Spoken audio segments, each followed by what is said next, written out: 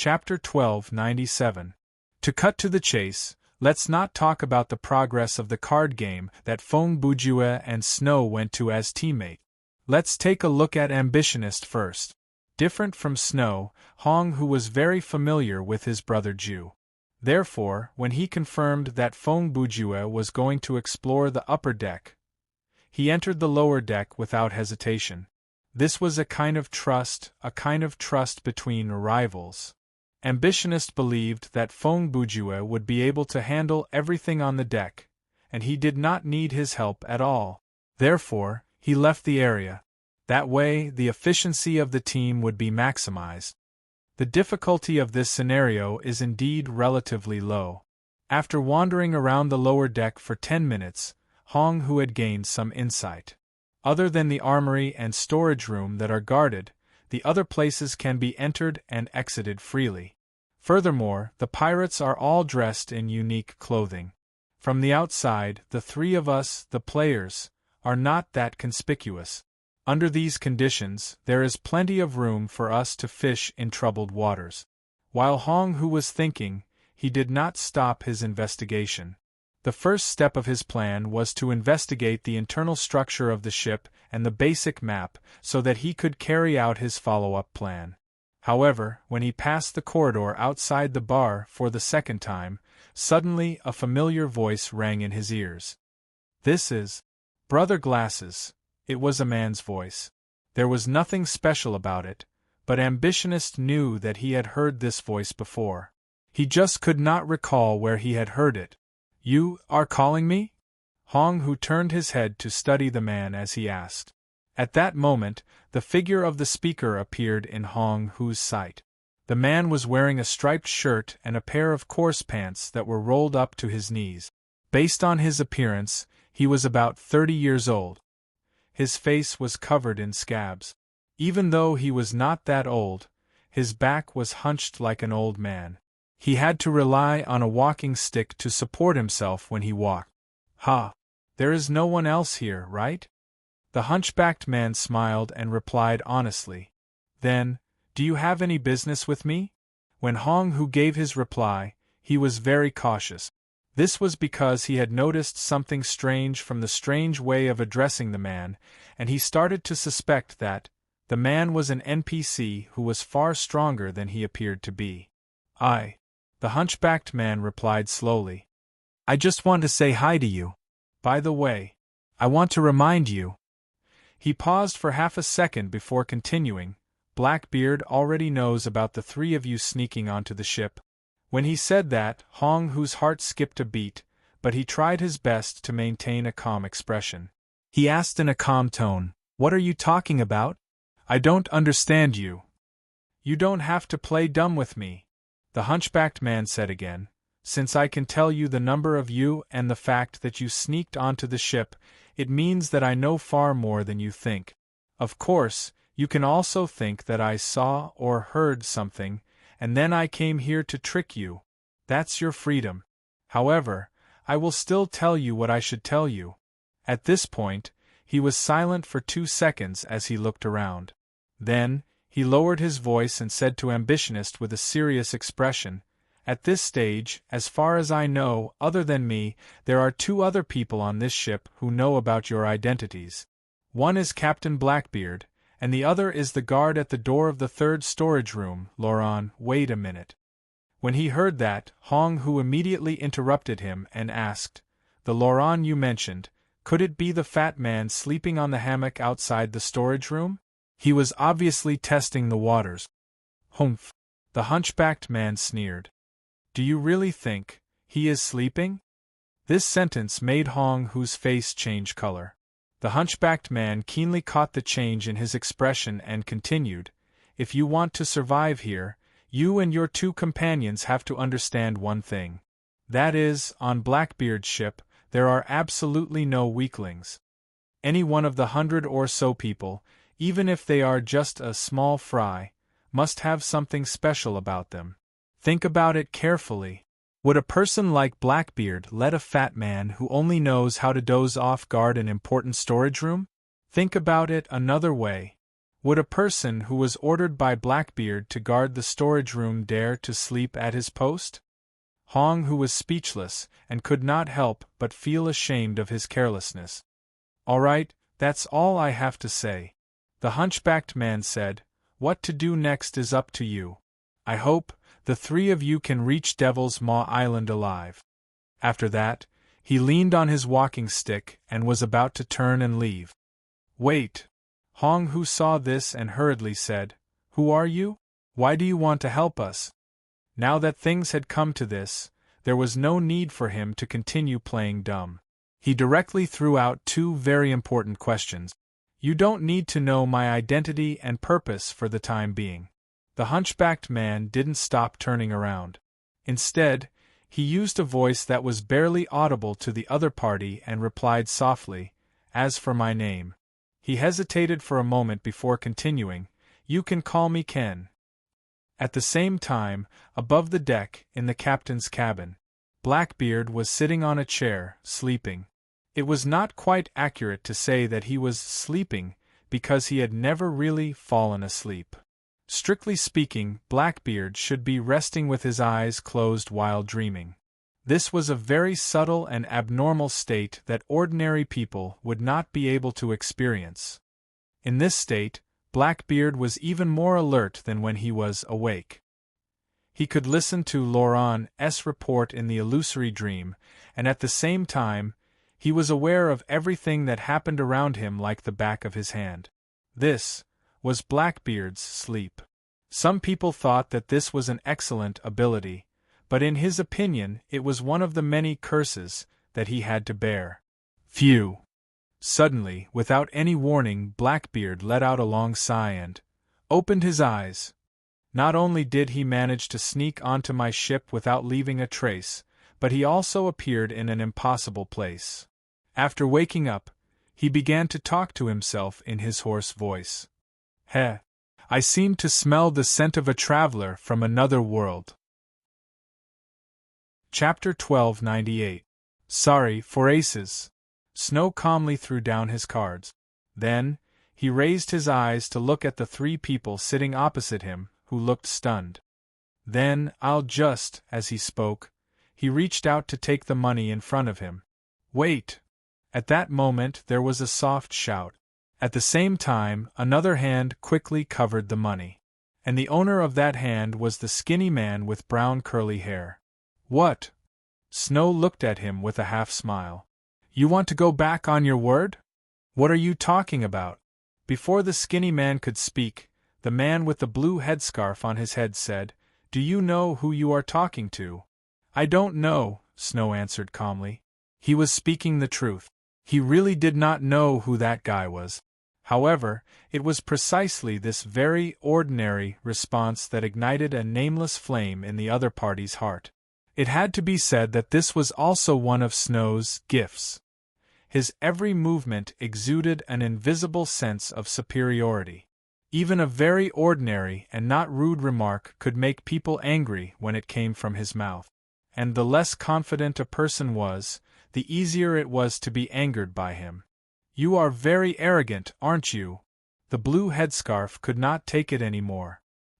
He grabbed Snow's collar and pulled him to stand up. Hey, what are you doing? Are you bullying me?" Feng Bujue's reaction was fast. He came over and shouted, "Do you think I'm dead? Who do you think you are?" The blue headscarf was not to be outdone. He used his loud voice to shout back at his brother Bujue. Looking at their posture, it seemed that they were about to start fighting. Many pirates nearby also turned their heads, ready to watch the show. At that moment, Godfrey, the skinny man's slightly gloomy voice sounded again. "Let him go." The man called Godfrey was no doubt the blue headscarf. After he heard that, he glared fiercely at the two players before letting go of Snow. "The two of you." After Godfrey sat down again, the skinny man said, "Can you sit down and talk?" When he said this, he even gave them a look, which meant, "Please pay attention to the situation around you." 1 second later, Feng Bujue was the first to reply. He nudged Snow's arm without batting an eyelid. "Sure, let's sit." The latter immediately understood. He straightened his clothes and sat down again without saying a word. Humph! After the two of them sat down, the skinny man snorted coldly. He lowered his voice and said, "I really didn't expect to meet experts here today, and two of them at that." "What are you talking about?" Feng Bujue picked his nose and said loudly, "Didn't I say it from the beginning? I'm really good at playing cards. Do you think you can renege on your debt just by praising us after you lose? Save it." The skinny man continued in a low voice, "When you opened your mouth, I could tell that you were faking it on purpose. Then I guessed. You were planning to pretend to be a pig to eat a tiger." As he spoke, he shifted his gaze to Snow. "I originally thought you found a so-called fellow countryman to use him as bait so that you could make your move. But I didn't expect the two of you to be hooks. Cut the crap." Since he had already said so much, Feng Bujue was too lazy to pretend anymore. In the blink of an eye, he seemed to have changed into a different person. He used a more intimidating expression and a more gloomy tone to reply coldly, "The rules of the underworld. There's no taking back an arrow that has been shot, and there's no return money for a bet. Since you already know that we're not dots, then either you don't play with us or you admit defeat, and admit that you're not as good as us." He paused for half a second and put on a ferocious expression. "What are you now? Not only can you not win, but you can't even afford to play?" Brother Ju was quite proficient in slang. Although he did not know how the system translated his words, other than the skinny man, Brother Body Hair and Godfrey were already stunned by his words. "All right." After a moment of silence, the skinny man replied, "I admit defeat today." He moved his hand that had not moved for a long time away from the bet. "You can take the money." Everyone knew that he was going to say, but, the skinny man said, "You have to tell me, how did you cheat just now?" As a swindler, the skinny man's words were equivalent to admitting defeat. Logically speaking, Brother Ju and the rest should have given him a way out at this time. As the saying goes, leave a way out for others so that we can meet again in the future. However, what do you mean? Feng Bujue took advantage of the situation and used a lecturing tone to fire off a barrage of questions. "Don't you know the rules? Is there a need to ask this? How did you get to where you are today? Don't go overboard." This time, Brother Body Hair could not take it anymore. "This is the famous Garlic Bro. How dare you say he doesn't know the rules?" "What Garlic Bro? I've never heard of him." Feng Bujue rolled his eyes at him and replied arrogantly, "And you're just a stacked boy. Why are you interrupting? Do you really think that no one can see through the cards hidden in your fur?" "Enough." Bro Garlic finally could not take it anymore and shouted, "Since you're so arrogant, I'd like to hear, where are you from? Tell me the name of the character." His shout was a little too much. Instantly, everyone in the vicinity turned their gazes over. "Heh! You really hit the nail on the head with this question." What was even more unexpected was that 2 seconds later, a deep and rough voice was heard from the other side of the mast. Thump, thump, thump, accompanied by a series of heavy footsteps. The person who had spoken walked around the mast step by step. As he walked, he said, "Even I have heard of his name." At this moment, other than Snow, everyone knew who the person who had not yet appeared was. People call him. Laughing at the vast sea, breaking through thousands of armies, planning the universe and calculating karma, after reciting the first 2 lines, Blackbeard's figure had already appeared beside the dumbstruck Garlic trio. Feeling nothing, fearing no life and death, not a ghost, not a god, like a mad demon. When Blackbeard finished reciting the entire poem, he was already standing in front of Brother Ju and looking into his eyes. The two of them were not in a hurry to communicate. After meeting each other, they just looked at each other silently and smiled without saying anything. On the other hand, the pirates on the deck had their hearts in their throat.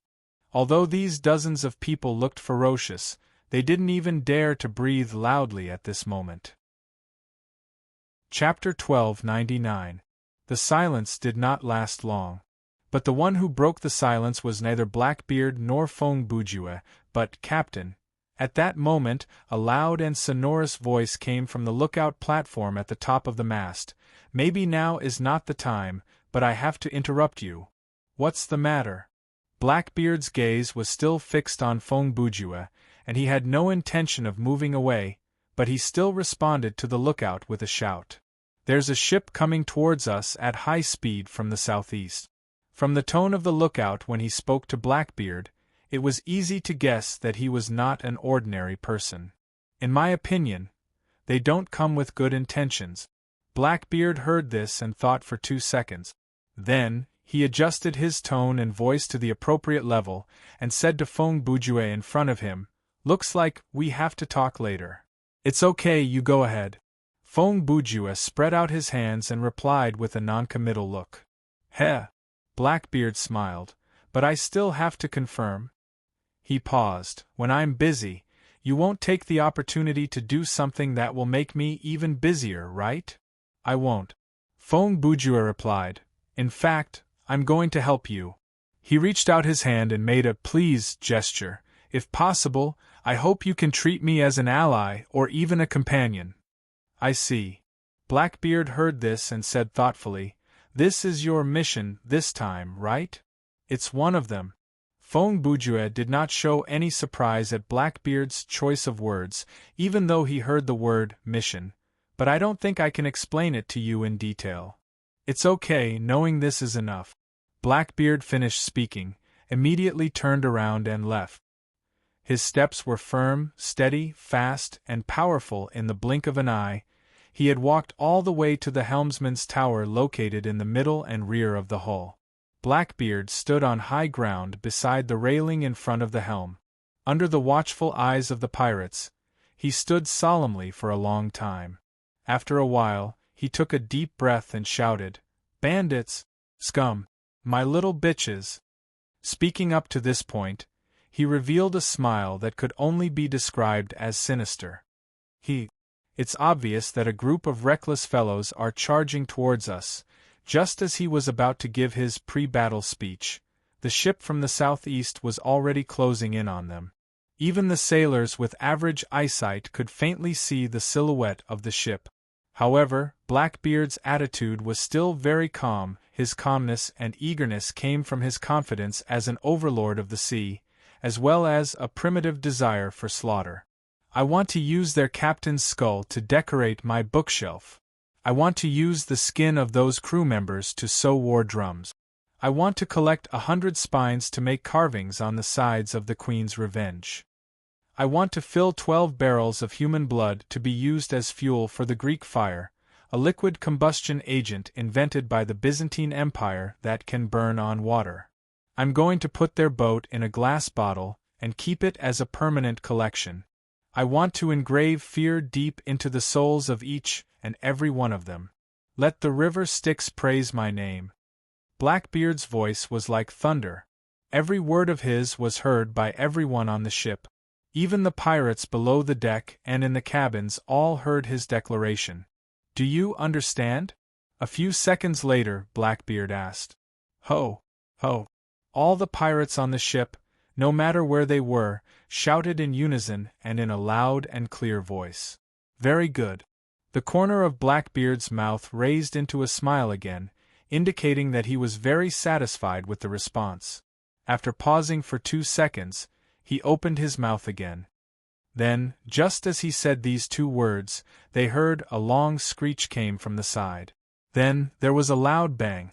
It turned out that an enemy ship's cannonball had landed on the surface of the sea, only a few meters away from the Queen's Revenge. The power of the cannonball was very terrifying. The water splashed up like an evil dragon coming out of the water. "Humph!" Blackbeard saw this and just sneered. In the next second, he suddenly pulled out the sword of Triton, the messenger of the sea in ancient Greek mythology, the son of Poseidon, king of the sea and queen of the sea Amphitrite, from his waist. He raised it high to the sky and continued what he didn't say before. He shouted loudly, "Pirates, raise the sails! Full rudder to the port!" Once the captain gave the order, all the pirates on the ship moved like an arrow leaving the bow. Although these guys were usually lazy and irritable, at this moment, they instantly became more efficient than any well-trained army. In the blink of an eye, the pirates around Fong Bujue and Snow, including Garlic Bro, had all disappeared without a trace. They ran, rolled, crawled, and swam. The pirates were like a swarm of bees, or like jumping monkeys, bustling about on the deck. Under the command of the few cadres, these dozens of people quickly raised the sails, set up the cannons, prepared ammunition, swords, and ropes. In short, they were all ready for battle. And the enemy? Although the identity of the enemy was still unclear, this kind of character who dared to attack the Blackbeard pirates was certainly not easy to deal with. "Captain, it's the brown algae." A little while later, when the outline of the ship became more distinct, the lookout shouted. When Blackbeard heard the name, his expression still didn't change. He just asked, "Whose flag is it?" "The one-eyed skull flag." The lookout shouted back. After a second, he added, "It's the Mad Eye." When he said the name, most of the pirates on the deck were slightly stunned. Fong Bujue and Snow were very good at reading people's expressions. They immediately inferred something from the reaction of this group of pirates. "You saw it too, right?" Snow immediately asked softly. "Ah," Fong Bujue said, "from the changes in the expressions of these people around, that Mad Eye is not easy to deal with." "Well," Snow said in a deep voice, "but no matter how difficult it is to deal with, it's not as strong as Blackbeard, right?" "That's for sure," Fong Bujue responded, "but it's this kind of enemy who is only one level lower than Blackbeard that is more difficult to deal with. Generally speaking, when two pirate groups with similar strength go up against each other, no matter who wins in the end, it will be a Pyrrhic victory." Speaking of this, Brother Jew's eyes moved slightly, and he changed the topic, also. "I'm very concerned." "Concerned about what?" Snow quickly realized that Fong Bujue's gaze was moving downwards, as if he was looking through the things below the deck. "The shell that fell into the sea just now," Brother Jew muttered. "It's a little unusual, oh." When Snow heard this, he was stunned for a moment. Then, he thought for a moment and said, "Well, after what you said, it's indeed very strange. When the shell was fired, the other party's ship was still very far away from us. Assuming that their shooting range was only so far away, why would they continue to get closer? Even if they had a reason to get closer, why didn't they shoot again in the process of getting closer?" The conclusion that he could draw from this self-questioning reasoning was the meaning of Brother Jew's words just now. That shell was special, or even the only one. But as for what it was specifically used for, even Fong Bujue did not know at the moment. "Raise the sails. Full speed ahead." Just as the two players were conversing, Blackbeard's voice once again rang throughout the ship. At this moment, the Queen Anna's Revenge had already turned to the bow of the brown algae after the previous adjustment of raising the sails and full rudder to the left. In other words, Blackbeard's order was basically equivalent to the crew steering the ship towards the enemy's ship. "Captain." At this moment, on the helmsman's deck, a black man who had been standing quietly beside Blackbeard all this while spoke to Blackbeard with a solemn expression. "The enemy is now following the wind, and they have already reached that kind of speed. If we collide with them head-on like this, Erdini," Blackbeard called out to him, interrupting him. "What are your orders, Captain?" "Yes, Captain," Erdini replied respectfully. "You don't have to participate in this battle," Blackbeard continued, "now or go to the sea." Erdini did not show any dissatisfaction or doubt towards this seemingly suicidal order.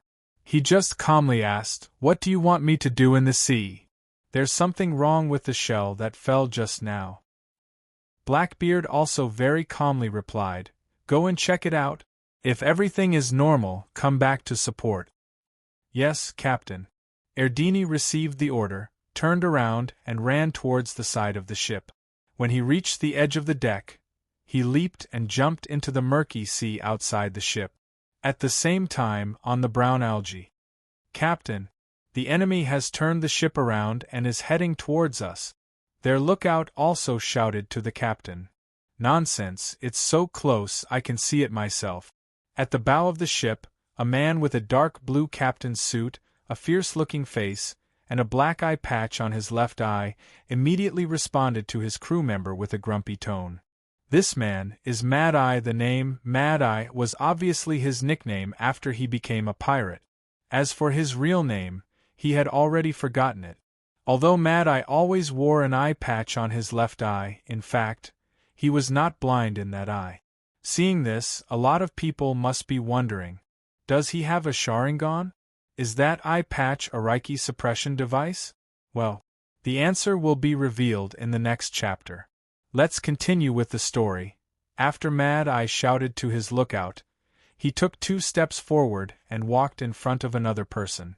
Then, as the captain of the ship, he changed his tone to one that was close to flattering. He said, Master, what do you think? What should we do next? The person called Master by Mad Eye was wrapped in a Western monk's robe, and his face was completely covered in shadows. In such a state, even if one stood in front of him, one would not be able to tell whether he was a man or a woman, old or young, human or ghost. You don't need me to teach you this, do you? Master's voice did not sound special. It was a very ordinary male voice. Most men in their 20s or 40s could have such a voice. You know how to fight a naval battle better than I do. Then, I will act according to the situation? Mad Eye asked tentatively. Just as the master was about to answer that question, suddenly he, who was hiding in the monk's robe, noticed something strange, and he said in his heart, Is that Feng Bujue?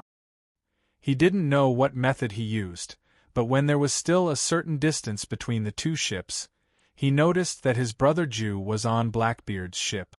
Not only that, those 2 guys are also there. Master thought, no, I can't contact them in this situation, I have to leave before they find me. He almost instantly made the decision to run and said calmly, Mad Eye, I have to go to the cabin to get something, you have full authority here. After saying this sentence, he turned around and was about to leave. This. Mad Eye saw this and hurriedly asked, Master, the battle is about to start, you. The Grandmaster did not intend to explain anything to Mad Eye. He only spat out a syllable in a displeased tone. Just this action alone made Mad Eye take a step back in fear.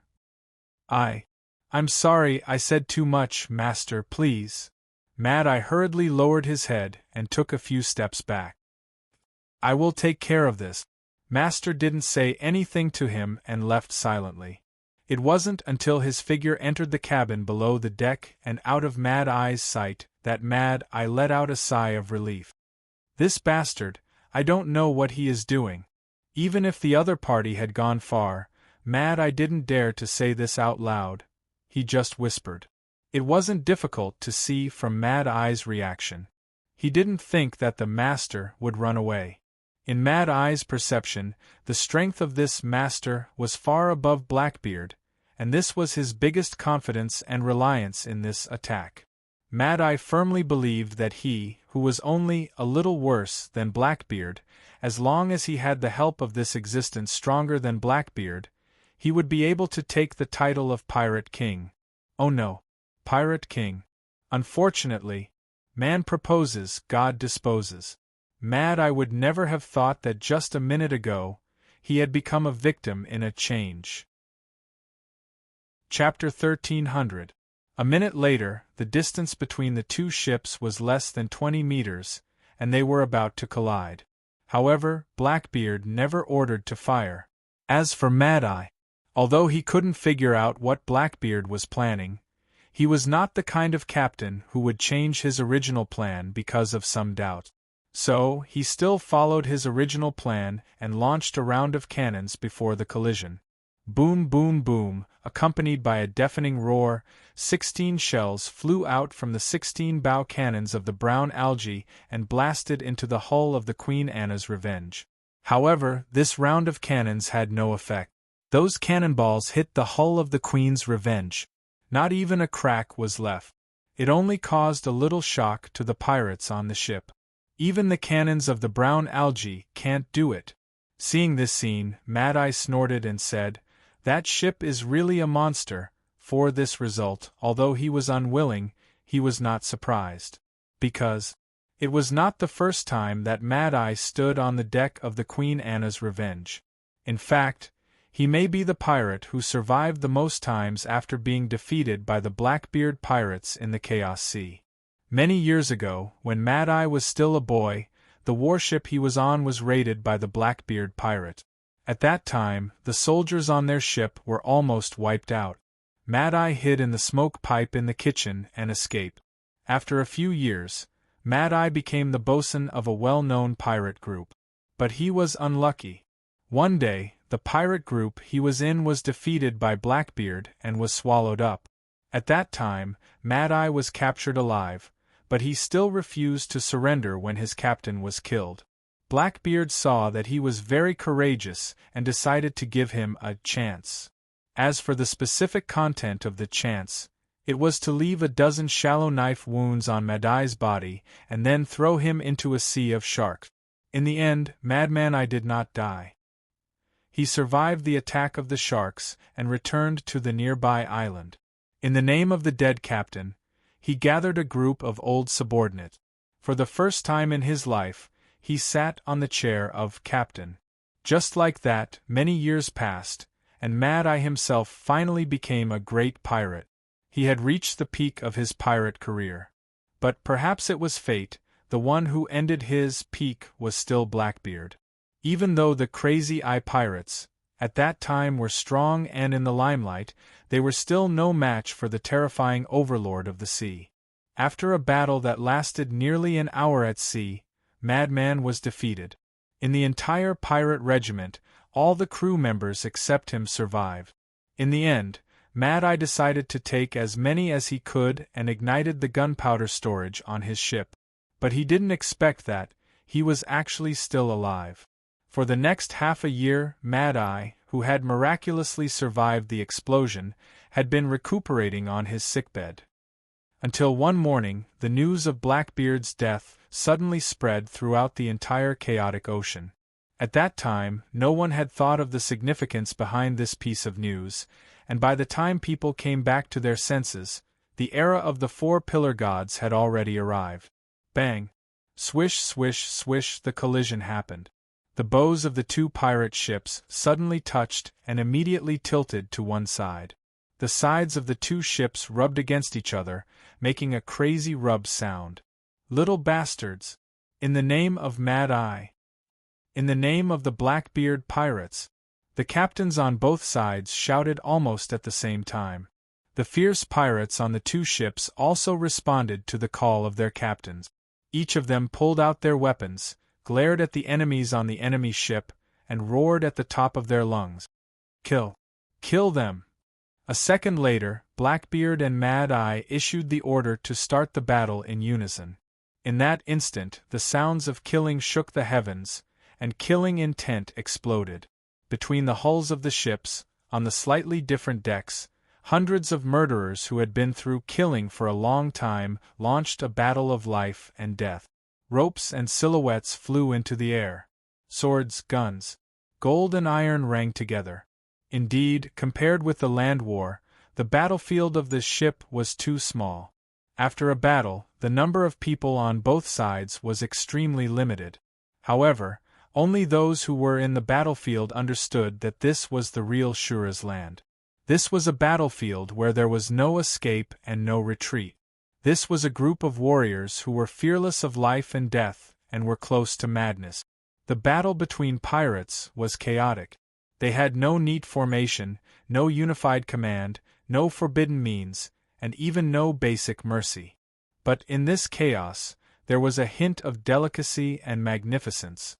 Every round, every move, the confrontation between people was like a dance on the edge of life and death. Every step of the dance was unpredictable and would never be repeated. When these dance steps were gathered together, it became an unparalleled performance, interpreting a poem made of blood and power that belonged to the men of the sea. I say. Snow held the western sword in his hand. As he dealt with the enemies around him, he said to Feng Bujue, who was not far away, "Can you be a little more serious and come help me?" On Feng Bujue's side, he held a kitchen knife in his hand and was doing the same thing as Snow. "Is that necessary?" He glanced at Snow and replied, "From how I see it, you're fighting with more ease than I thought. I do have the energy to talk to you, and I can maintain a steady tone," Snow replied immediately, "but this doesn't mean that I have any advantage in the battle." He did not wait for Brother Bujue to respond. After pausing for a second, he hurriedly added, "To be honest, according to my estimation, this man in front of me can at most attack for another 10 moves or so, and then I won't be able to resist." "I see." Feng Bujue heard this and smiled. "Sigh, there's really no other way." After saying this, he swayed his body and exposed a flaw. The pirate who was fighting with him saw an opportunity and took half a step forward to slash down with his knife. This slash was definitely not ordinary. The curved blade of the sailor's machete actually burst out with a sparkling blue light. This was obviously a skill-level attack. Of course, Feng Bujue was already prepared. He wanted to use a skill to solve the battle in front of him, so he used a trick to lure the enemy. In that split second, Brother Ju used his indescribable weird body movement. With a movement that ordinary people would not think of, he stabbed his opponent with his knife. At the same time, he used the unarmed hand that his opponent thought could not be used to defend, to activate the telepathic finger, and firmly caught the blade of the enemy's knife. As soon as he used this strange attack, the outcome of the battle was decided. After Brother Ju withdrew the blood-stained kitchen knife, the pirate who was fighting with him first widened his eyes and looked down at the wound on his chest. Then he slumped to the ground. When he stopped breathing, the fighting spirit in his eyes had not dissipated. At the moment of death, what flashed in front of his eyes was the lantern of his past life, or darkness and coldness. Were the bells of heaven ringing in his ears, or the howls of hell? Were his unrealized dreams in his heart, or the relief of having no regrets? All of this, no one would know, and no one would mention it again. The life of the nameless pirate was not romantic, nor was it sad. They were like fish and shrimp in the sea. Even if they occasionally jumped out of the water, they might not be seen. Even if they were seen, no one would remember them. Romance and sadness only belong to the strong, to the king of the pirates. Even if they were extremely evil, they would be happy to be praised for eternity. "I'm coming." After dealing with the enemy who was fighting with him, Feng Bujue turned around and rushed towards Snow. When he approached, he shouted to inform the other party that he was about to make a move. Seeing this, the pirate who was fighting with Snow naturally could not ignore it. As a pirate under Mad Eye, his ability was not much different from Blackbeard's pirates. To put it more bluntly, he was very strong. Seeing that the two players were about to work together to finish him off, this guy used his trump card. He suddenly straightened his body, placed the knife on his waist, and pointed the blade outwards. Then, his whole body started to spin like a top, and he closed in on Snow at a very fast speed. TSK. Snow saw that things were not going his way, and his expression tensed as he quickly retreated. All the NPCs in this scenario know how to use skills, right? And this guy seems to have used a big one. Feng Bujue, who was charging at him, had to stop to avoid running into the enemy's blade. Speaking of which, I feel like I've seen this skill somewhere before. Could it be the legendary Max spinning knife wheel? Ding ding dang dang. Just as Brother Ju was complaining, Snow had been forced to the edge of the deck. In a situation where he could not retreat, he could only use the Western sword in his hand to activate the 7-star Radiance sword to block the opponent's spinning knife wheel. For a time, the ultra-fast Western sword and the chainsaw-like blade wheel made a series of rapid metal clangs, and there was a burst of sharp sparks in the air. That kind of thing is fine no matter what. Snow finally lost his cool. Before the skill was used, he shouted, "Hurry up and think of something." Something. Fong Bujue mumbled half a sentence. Just as Snow's skill was used up and he was about to jump off the ship, Brother Ju finally made his move. Chi. Who? Suddenly, there was a flash of red. Fong Bujue instantly activated Body Enhancement Spell, modified, and with a speed that was beyond Snow's dynamic vision, he grabbed the latter's shoulder. A second later, with the sound of clothes rustling in the wind, the two figures suddenly appeared 7 or 8 meters away from the pirate. Snow, who was teleported by Fong Bujue, was first stunned by the change of scenery in front of him. Then, he reacted and looked at Brother Ju. Sandstorm Transit? Kid, you've done a thorough research on me. Fong Bujue raised his voice and replied, You even remembered the name of my skill. You must have watched a lot of videos of my matches, right? In the time it took to say these two sentences, the pirate who had just released the knife wheel had stopped spinning and reorganized his stance. Then, he charged towards the two of them. Not only that, due to the change of position, Fong Bujue and Snow entered the attack range of the other three crazy-eyed pirates. At this moment, the other three took advantage of the situation and surrounded them. Just like this, the situation that had just been alleviated took a turn for the worse in an instant. This is not good. At this moment, Fong Bujue thought to himself, there are too many allies around. If I use Rankyaku, there will definitely be accidental injuries. If I were alone, it would be fine. There are many ways to deal with it. But now that there's an extra burden, things will be. Thinking of this, he had a bad idea. How about, I just puff puff puff puff, just as Brother Ju was planning to betray his teammate. Suddenly, 4 arrows of light flew out from below the deck and pierced through the thick deck like piercing through paper windows. Then, they accurately drilled into the anus of the 4 crazy-eyed pirates. The back of their bodies. Half a second later, 4 greenish-white rays of light pierced through the top of the heads of the 4 pirates. 4 blood flowers made of brain matter and fresh blood bloomed on top of their heads. You came at the right time. Fong Bujue did not need to think to know who shot these 4 arrows. Sure enough, 2 seconds later, Hong Hu, who was dressed in white, used some kind of light beam attack to cut open a piece of the deck and leaped out from the cabin below. Are you kidding me?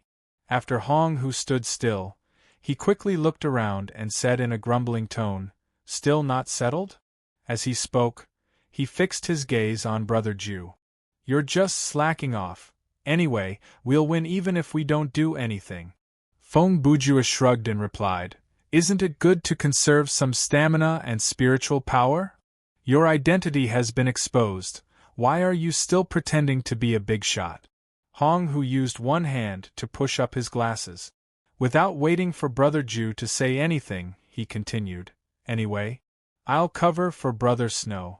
You should hurry up and move around. At this point, he suddenly pulled the bow in his hand and shot a blind arrow to the side behind him without looking back. The arrow of light flashed. Then, 3 meters behind Hong Hu, an invisible pirate suddenly appeared. The pirate was obviously still in a state of confusion. Suddenly, he dropped the knife in his hand with a look of disbelief. He raised both his hands and covered the bloody hole on his neck that was pierced by the arrow of light. He maintained this posture. Then, he fell face down on the deck. The difficulty of this scenario is higher than we thought, and I have some unexpected discoveries. Hong Hu, who had completed the kill with the arrow, acted as if nothing had happened. He continued what he said earlier. We'd better be careful so that we don't go overboard. Chapter 1301. Since you said so. Fong Bujue thought for a few seconds, then said to Hong Hu with a sly expression, Then I'll reluctantly be a little serious. For some reason, when Hong Hu saw Fong Bujue's annoying look, the following words appeared in his mind. This time it settled. Brother Ju did not disappoint his teammate. Before he finished speaking, his figure had already moved. After activating the body enhancement spell, modified, Feng Bujue's figure suddenly turned into a red light. He rampaged on the deck, shuttling back and forth. No one could stop him. Everywhere he passed, there was a bloody mist and heads flew. The battle that was originally considered to be evenly matched, under the power of Feng Bujue alone, became a crushing defeat. Although this is an unexpected development, it seems to be a good thing. Blackbeard, who was standing on a high ground, looked at all of this with a smile at this time. On the other side, Mad Eye's reaction was completely opposite to Blackbeard's. Damn it! What is that? Who is that? Mad Eye was shocked by this sudden change. He yelled as he grabbed one of the crew members next to him and yelled at him fiercely. I don't know. The crew member was completely at a loss. Mad Eye was so angry that he ground his teeth, but he still did not lose his mind. So, after a little suppression of his emotions, he let go of the crew member and said, Quickly go and ask the master to come out. Tell him. If he doesn't come out, we will all be wiped out. Yes. The crew member scrambled to respond, turned around, and ran towards the cabin. Just as the minions staggered away, suddenly, there was another change. In the blink of an eye, the red light flashed and a figure appeared. In the blink of an eye, Feng Bujue, who was still on the deck collecting heads, was in front of Mad Eye, waving his sword. You overestimate yourself. Facing this surprise attack, Mad Eye did not show any fear or panic. The reason was simple. As a pirate captain who could compete with Blackbeard, Blackbeard's battle prowess was outstanding. Even Brother Jew, who had activated his skills, could not escape from Blackbeard's dynamic vision. But in the next second there was the sound of a palm strike. Madman Eye had used empty-handed blade block on Brother Jew, and he had succeeded. What the F***ck? Now that there were no teammates around, Feng Bujue couldn't help but curse. You're really something, kid. Madman Eye did not answer Brother Jew but asked himself, this blade was made for you by the Count of Script? Feng Bujue was a little surprised that the other party was able to recognize the origins of the kitchen knife at a glance. You can even tell that? Mad Eye laughed dryly and shouted, that old bastard's enchantment seal. I can recognize it even from dozens of meters away. As his voice grew louder and louder, a sudden attack came at him. Since Mad Eye's palms were clamping down on blade block, Feng Bujue could not pull the knife back. In a moment of desperation, Brother Jew could only let go of the weapon in his hand and turn around to dodge. This way, even though Mad Eye's kick missed, he had successfully taken away Brother Jew's weapon. Looks like, before Feng Bujue stood still, he had already come to a conclusion. Long before I got close to you, you already knew the characteristics of this knife. At this moment, Brother Jew realized that Mad Eye was trying to avoid the special effect of blade block, so he chose to use empty-handed blade block to block the attack, and he had planned to take the knife from the beginning. Of course, Mad Eye nimbly grabbed the kitchen knife and held the handle. You killed so many of my men in front of me. If I can't even see that, halfway through his words, he suddenly did something that surprised Brother Jew. Mad Eye held the kitchen knife horizontally, clamped it with both hands, and twisted it with force. Immediately after, a ping sound came from the blade, and the perfect grade equipment was broken just like that. After spending 2 seconds to complete the action of breaking the knife, Mad Eye finished the second half of his sentence. Then am I still Mad Eye? And Feng Bujue, who stood 3 meters away from him, was stunned for 2 seconds, which was very rare of him. After 2 seconds, Brother Jew seemed to have realized something. He narrowed his eyes, put on a ruffian face, and said with a smile and an angry tone, You actually dismantled my equipment? At the same time, in a cabin of the Queen Anna's Revenge. Ayaya! The hunchbacked man called. Ken looked at the wall and said with a smile, Mad Eye, that guy, did something irreversible, ha! On the other hand, Mad Eye still didn't know what he had done. He was still provoking Brother Jew. Dismantling your knife is nothing. I still want to take your life. Stop wasting time. Feng Bujue yelled. What is the use of living? His subtle words made Mad Eye's brain a little confused. The latter thought he heard wrong. Are you out of your mind? Mad Eye didn't dwell on it. He quickly pulled out the sword at his waist and was ready to kill. Well, since you think your life is not worth as much as a knife, then I'll send you on your way as soon as possible. Then, he raised the sword and slashed, the tip of the blade going straight for Brother Jew's neck. Seeing that, Feng Bujue did not hesitate. He raised his hand and used 2 of his fingers to clamp down on the man's blade. Mad Eye had thought that the man before him was just a speed-type fighter who relied on the Count of Scrip's weapon to kill. He did not expect the man to be able to catch his attack with just his fingers when he was unarmed. Although Madman Eye's sword was just a casual swing and not a skill, he was still a boss character. His basic strength was quite strong. If it were a normal pirate minion, let alone using a finger to defend, even if they used a weapon to block the sword, they would still be pushed back a few meters. Therefore, Brother Jew's telepathic finger really surprised Mad Eye. Looks like you're stronger than I thought. However, this level of surprise was not enough to scare Mad Eye. Before I kill you, I'll ask for your name. Mad. When he uttered the first word, Feng Bujue let go of the blade and took a large step back. No. When he said the second word, he put his 2 fingers together and pierced them into the area below his rib. Jew. The third word was roared out, and with the roar came the blood from his wound. When he heard that name, Mad Eye's expression changed. Obviously, he had heard the name Feng Bujue before, and he had heard it many times. So, that's how it is. After several seconds, Mad Eye said darkly, If you're not pretending to be him, then you really are. At that moment, he really could not understand why Brother Jew would harm himself, so he could only use the word mad to explain it. You like to dismantle equipment, don't you? Feng Bujue ignored Mad Eye. He glared at the man with murderous eyes and raised his bloodied hand high. Then, together with the god of probability, I'll give you one more chance. As he spoke, the blood that flowed out from his wound gathered and gathered in his hand to form the shape of a weapon. Seeing this, everyone understood. Feng Bujue stabbed himself to activate the Book of Greed. After paying 1 pint of blood and 35% of maximum stamina points and sorcery points, he could summon a perfect weapon from the void.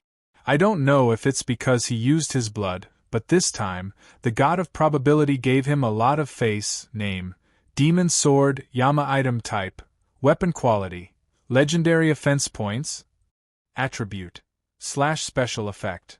The user's sorcery skills have no cooldown under appropriate conditions, and the cost is reduced to 1/4 of the original. Equipment requirement. The weapon is summoned by the Book of Greed.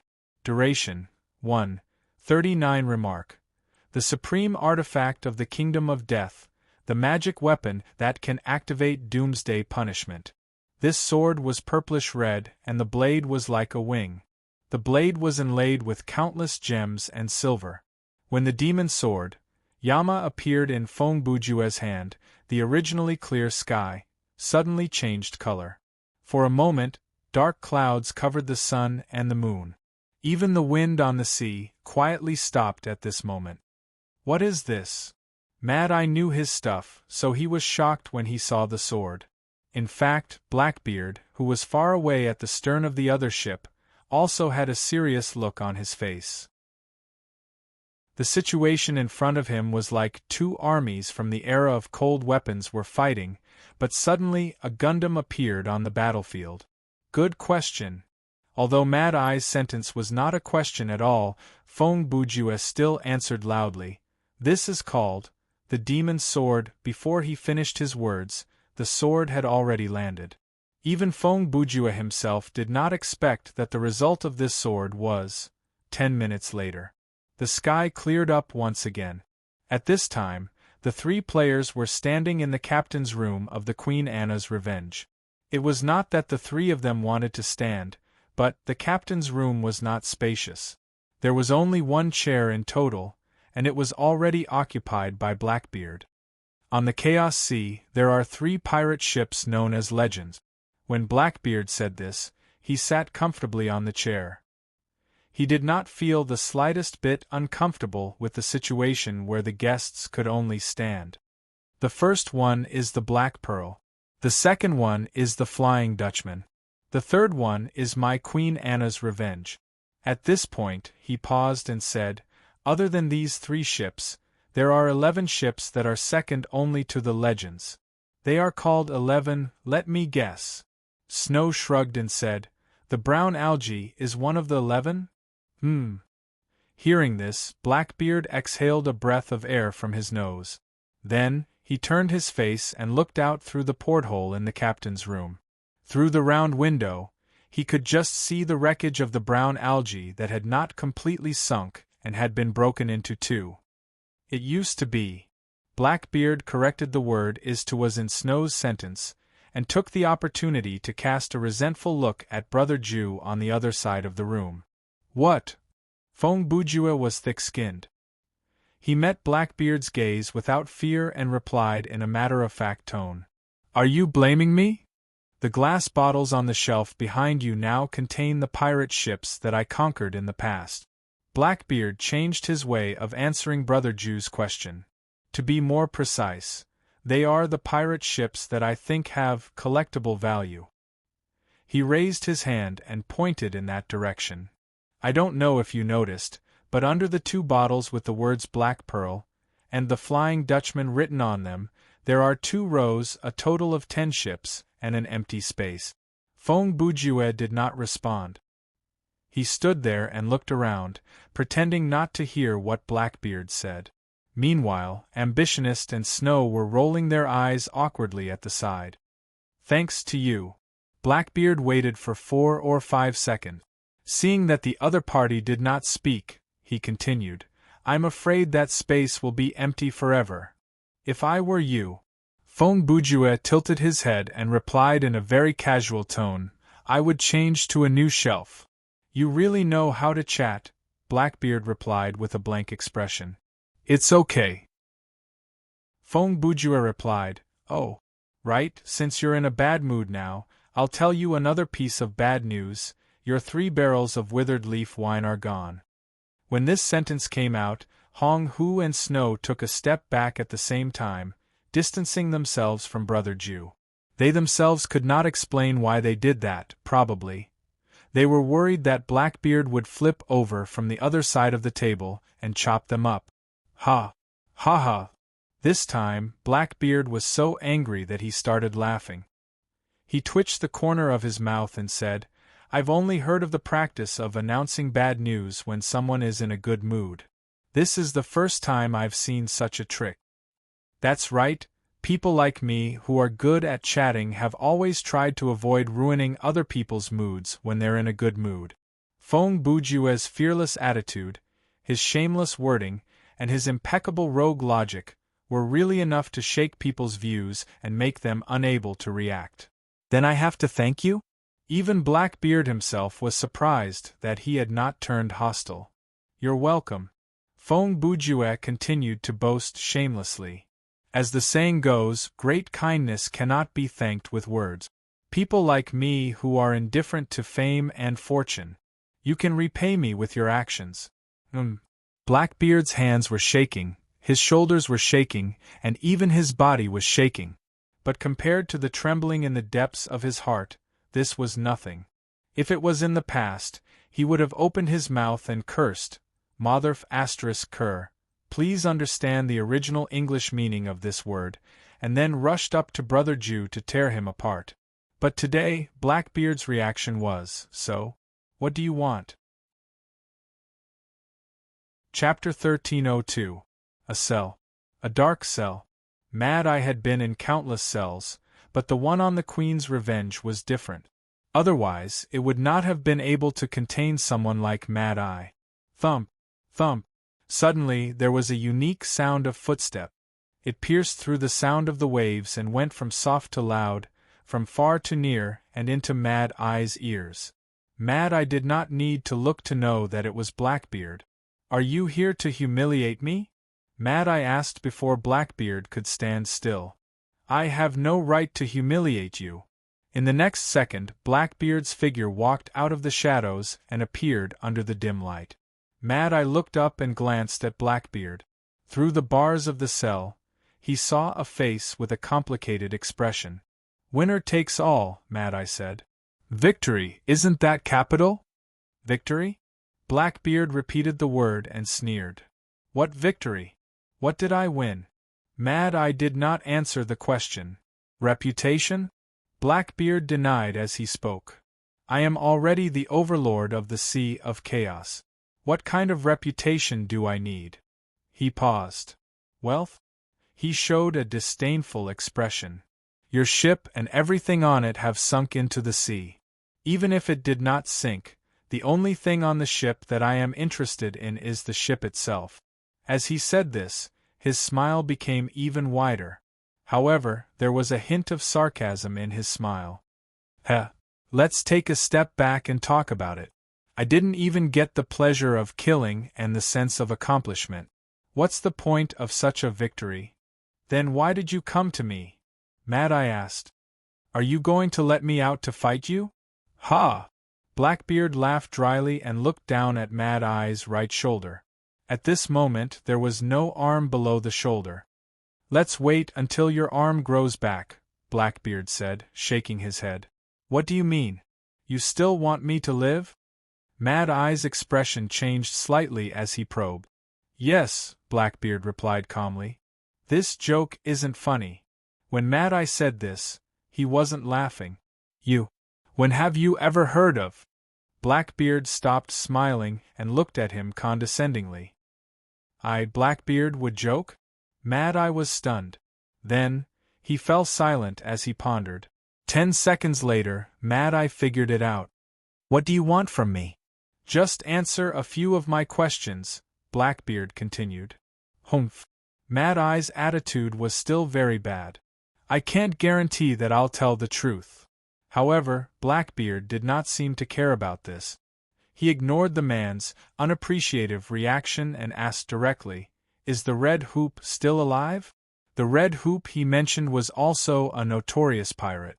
As far as Blackbeard knew, the brown algae was the Red Hoop's ship, not Mad Eye's. "I see. So that's what you want to ask." Mad Eye thought for a moment, then replied, "He's dead." "You killed him?" Blackbeard asked. "What are you doing? You want to avenge him?" Mad Eye answered with a question. "Not necessarily." Blackbeard gave an ambiguous answer and kicked the ball back to Mad Eye. "Heh!" Mad Eye sneered. "Whatever. You're no match for him anyway." "Him?" Blackbeard's eyes sharpened. "Is it this him you're talking about, who killed the Red Hoop?" "That's right," Mad Eye replied. "There is no need for me to hide this from you. After all, many people have seen it. It won't take long for the news to spread throughout the entire Sea of Chaos." He paused for a second and recalled.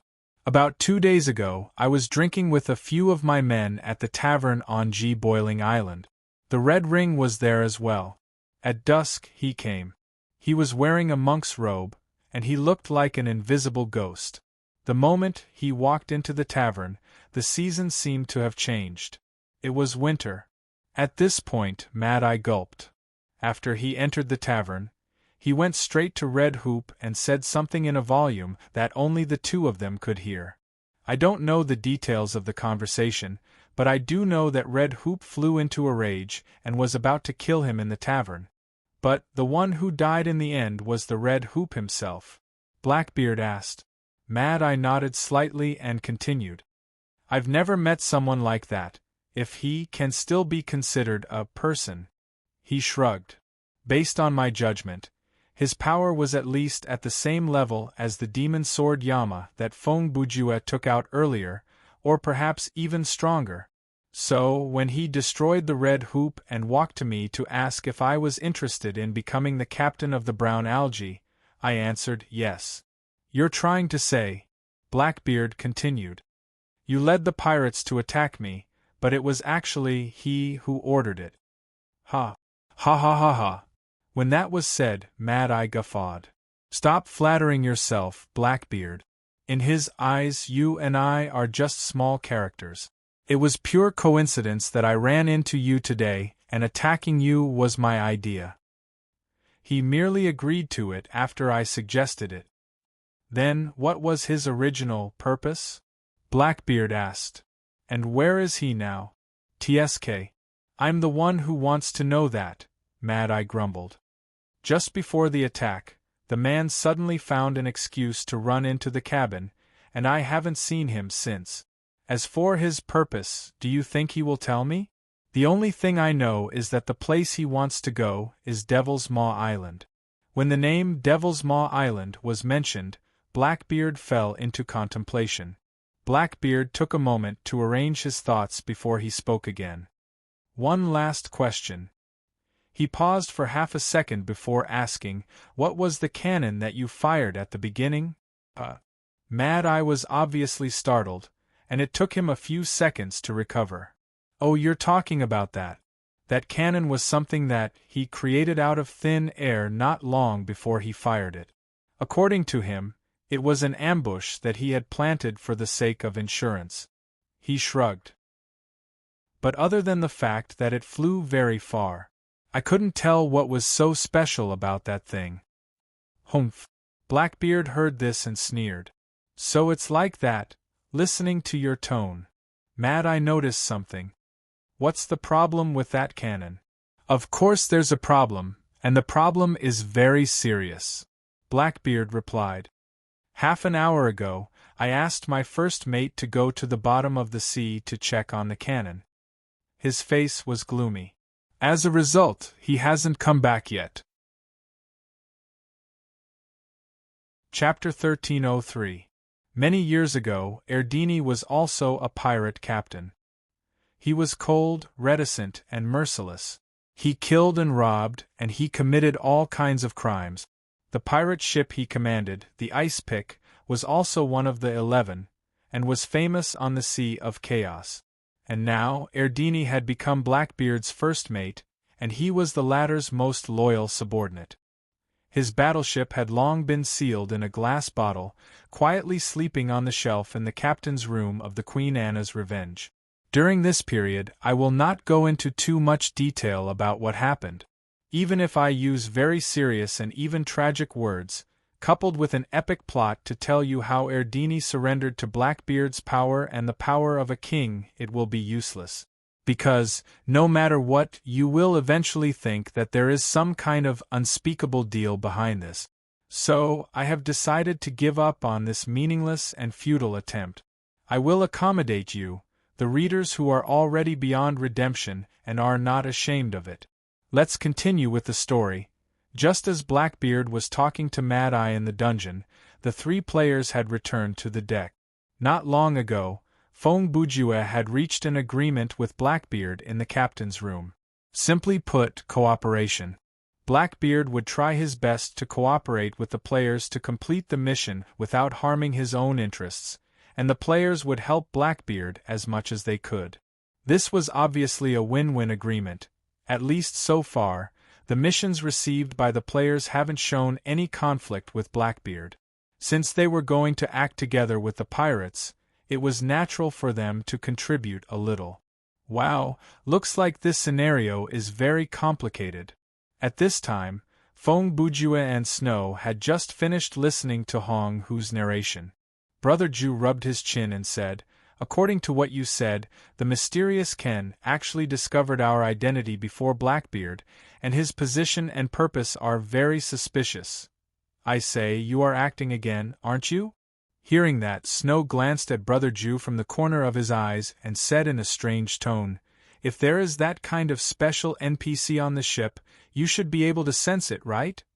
Even though Snow did not say it out loud, but based on this sentence, it was enough to see that He had already speculated that Brother Ju could see through data, to a certain extent through his research on Feng Bujue. I can detect it.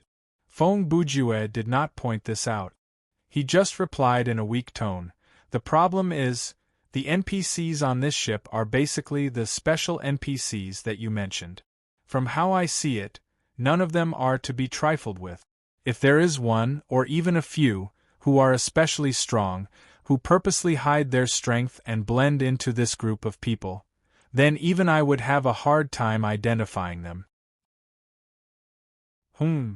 Snow could not find a flaw in this statement, so he could only say, okay. I have to admit, the NPCs in this scenario are indeed a bit too strong. Some of the soldiers are even as strong as some of the scenario bosses that I have encountered before. Before he finished, Feng Bujue and Hong who both turned their heads to look at each other. Then, Brother Ju chose to shrug. Ambitionist cleared his throat and said to Snow, Snow, I don't know if I should say this. He paused and said, this character of yours, you must have used a very short period of time to level up quickly, right? Yes. Snow seemed to think that there was nothing wrong with saying this, so he admitted honestly, I created this character on the 1st of December. From the very beginning, I activated the double EXP buff card and hired the team from regulation to run the dungeons with me. I made good use of my gaming time every day. Coincidentally, I was just in time for the launch of a new version, and there were various activities and EXP rewards, so in just 20 days I rushed to level 40. Sigh. That is where the problem lies. Ambitionist adjusted his glasses and sighed. In a game like Thriller Paradise, level is not that important. A method like yours will only lead to a series of negative chain reactions. First, your skill points will definitely not be enough, and that means you will not be able to purchase the equipment and skills inside the Thriller box. Second, even if you can spend money to buy the expensive items at the auction house or rely on the players to help you level up in the scenario, you will still face the problem of insufficient mastery level, and you will not be able to meet the requirements to use the items. Ambitionist sighed. Before he could finish his words, Snow interrupted. Ah, Brother Swan, these. I know all about them. He smiled embarrassedly. It's just that I seem to have found out a little too late. Snow pursed his lips and continued. The morning before yesterday, I reached level 40, and then I started to queue for the dungeon alone, because the highest level the studio can take is level 40. He paused before continuing. And the feeling I got from queuing alone for the past 2 days is this. In terms of combat, the players around me are 1 or 2 levels stronger than me, and the professional players are even more so. Thankfully, I can be considered a player with a brain, so I can still be of some use in the team. With regards to the problem of mastery level that you mentioned at this stage, I believe I can only spend some time to train myself. At this point, he changed the topic. But when I said that the NPCs in this scenario are impossibly strong, I was not judging them from the perspective of my own weakness. I think the combat ability of the small fries in this scenario is far higher than the average level of a normal player team, and that is why I said that. Is that so? Brother Ju, who had been looking around, suddenly chimed in. How come I don't think it's that bad? Me too. Hong, who was about to agree with Brother Ju, but he suddenly swallowed that thought. Wait a minute. Think about it carefully. Snow is the one who is right. He turned to look at Feng Bujue. Actually, it is the two of us who are not objective enough. Haha. In other words, the two of us are now too strong, right? Brother Ju instantly put on that annoying face and said a line that sounded arrogant but was also the truth. Unfortunately, his smug good mood didn't last for long. In just 2 seconds, on the surface of the sea there was a sudden change. Bang! There was the sound of water breaking and there was an explosion. Following this loud explosion, a shadow shot out from the surface of the sea and flew into the air. Then, he fell toward the deck of the Queen's Revenge. At that time, the Queen's Revenge was in a half-birth state. Since Edini had not returned to the ship, after the battle, Blackbeard ordered the sailors to put away the sails and stop the ship at this part of the sea to wait. However, no one expected that the captain's order to stop the ship would go against Edini's will. Chapter 1304. Back to half an hour ago. Even though the weather above the sea was fine and sunny, under the surface of the sea, if one were to dive a little deeper, the surroundings would become pitch black.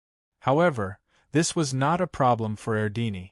Erdini had many abilities that were very suitable for underwater operations, and one of them was night vision. According to him, he had been repeatedly tortured by horse urine, a cruel punishment that did not leave any wounds, but could cause blindness. The specific method was to put fresh horse urine into a sealed bucket, roast it over a fire, and then press the person's head into the bucket until the urine evaporated. However, the result was that not only did he not go blind, he could also see through various kinds of murky liquid. In addition, Erdini also had the ability to breathe underwater. According to him, he had also been subjected to water torture, a form of torture by making the person feel as if they were about to drown.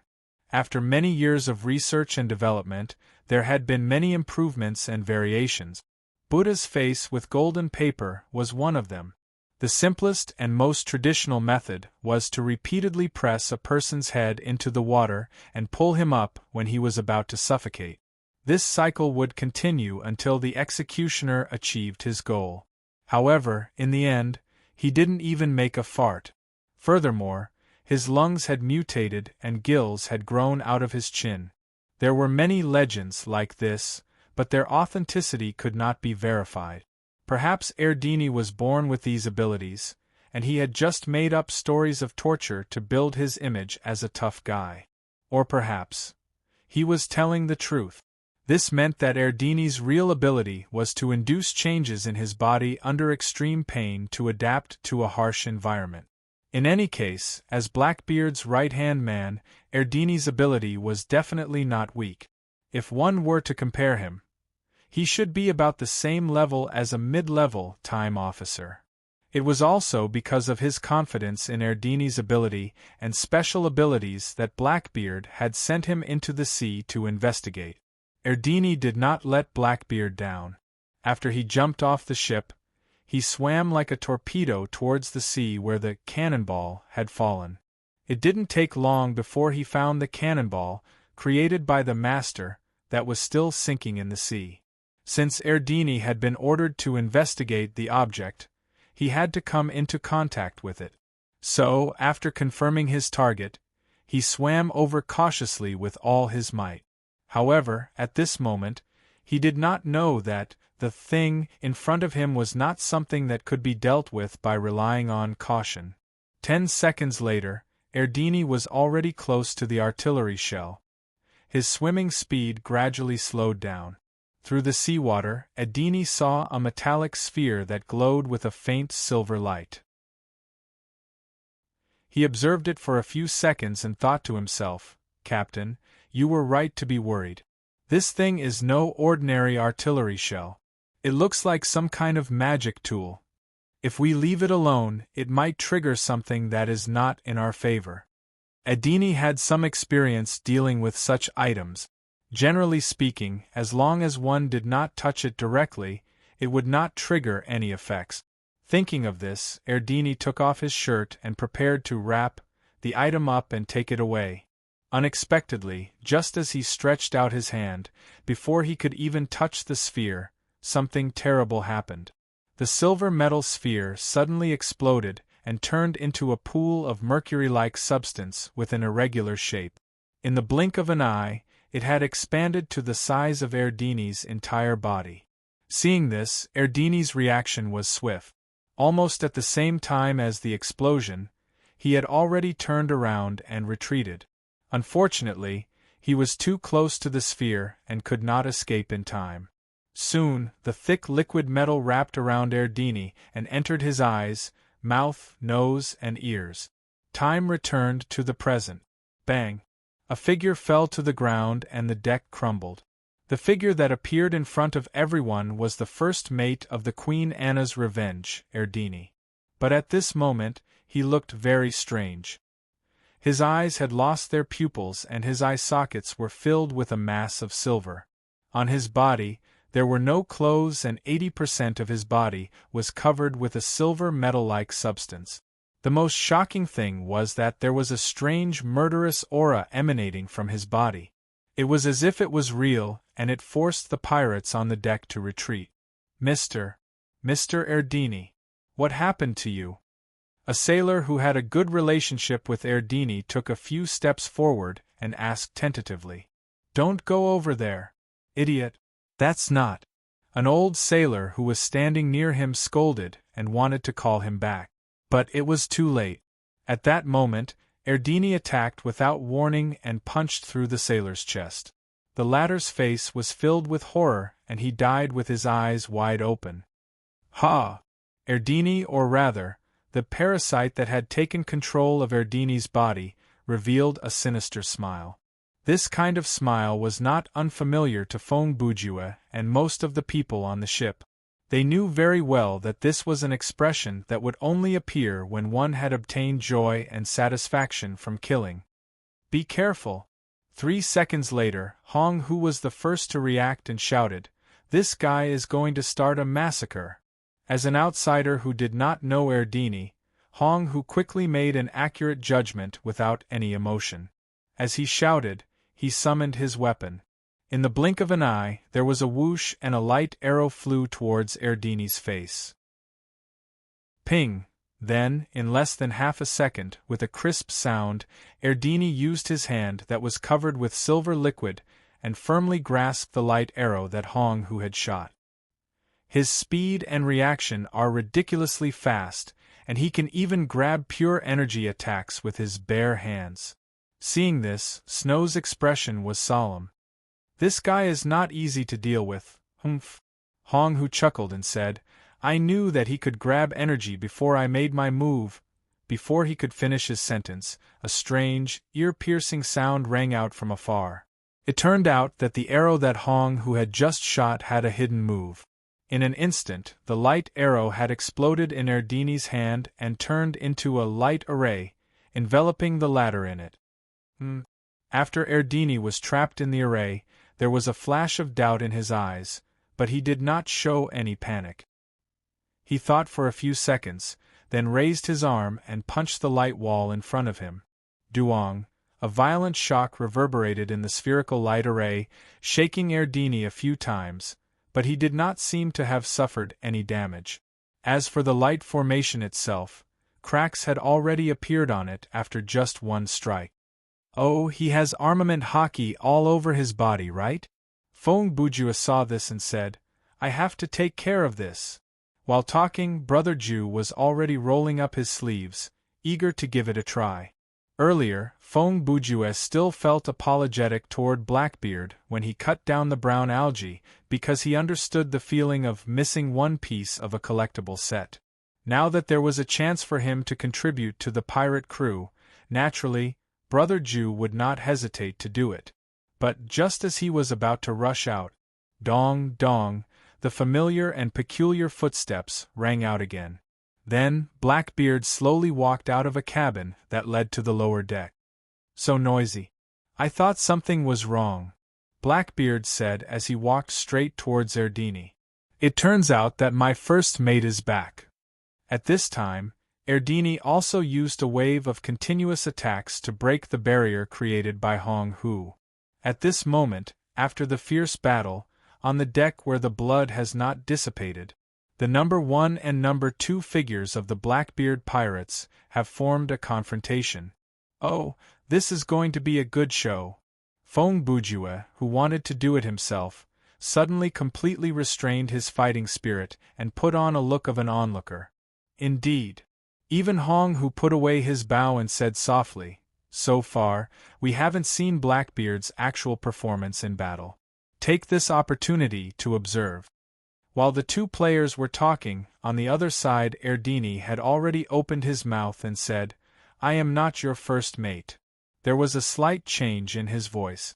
It sounded as if the original Erdini had dropped a handful of thumbtacks into his throat. Then, who are you? Blackbeard asked coldly. No one.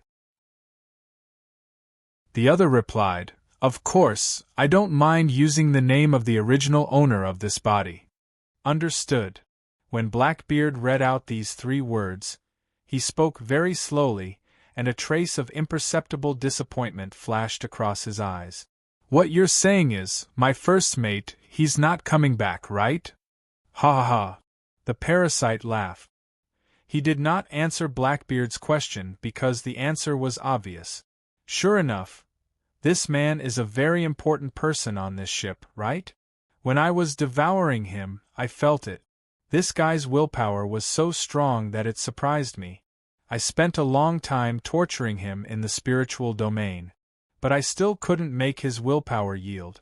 Out of desperation, I could only destroy his brain to a certain extent on a physical level. That was how I managed to seize control of this body. That's right, Lin Sanjiu said with a smile. That's right. He paused and looked around. Now that I think about it, he was willing to endure the immense pain and fight until the last moment. He must have wanted to buy time for all of you on this ship. He hoped that you would leave before he came back. That way you wouldn't have to face me. Ha! At this point, he laughed proudly. How ironic. In fact, if he didn't come close to me, I would have just become a parasite on some sea creature and turned into a sea monster to attack all of you. But the upper limit of that body compared to this first mate, it's like heaven and earth. He shrugged. I have to say, your luck isn't too good.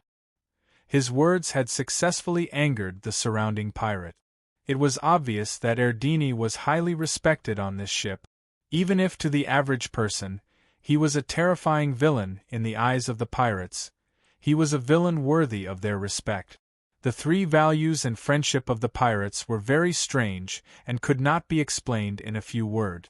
They were after wealth, but they were not only after wealth. They respected power, but sometimes they refused to submit to it. They would curse at each other, fight, and even kill each other. But this did not change the fact that they were brothers with each other. It was from this group of people that Erdini had earned his respect. Before he died, he had also sacrificed his last drop of blood for this crude, sinful, and inexplicable yet difficult to sever fetters. Even to Blackbeard, he was worthy of being called important. Luck? After listening to the parasite's story, Blackbeard was silent for a few seconds before he replied, No, this has nothing to do with luck.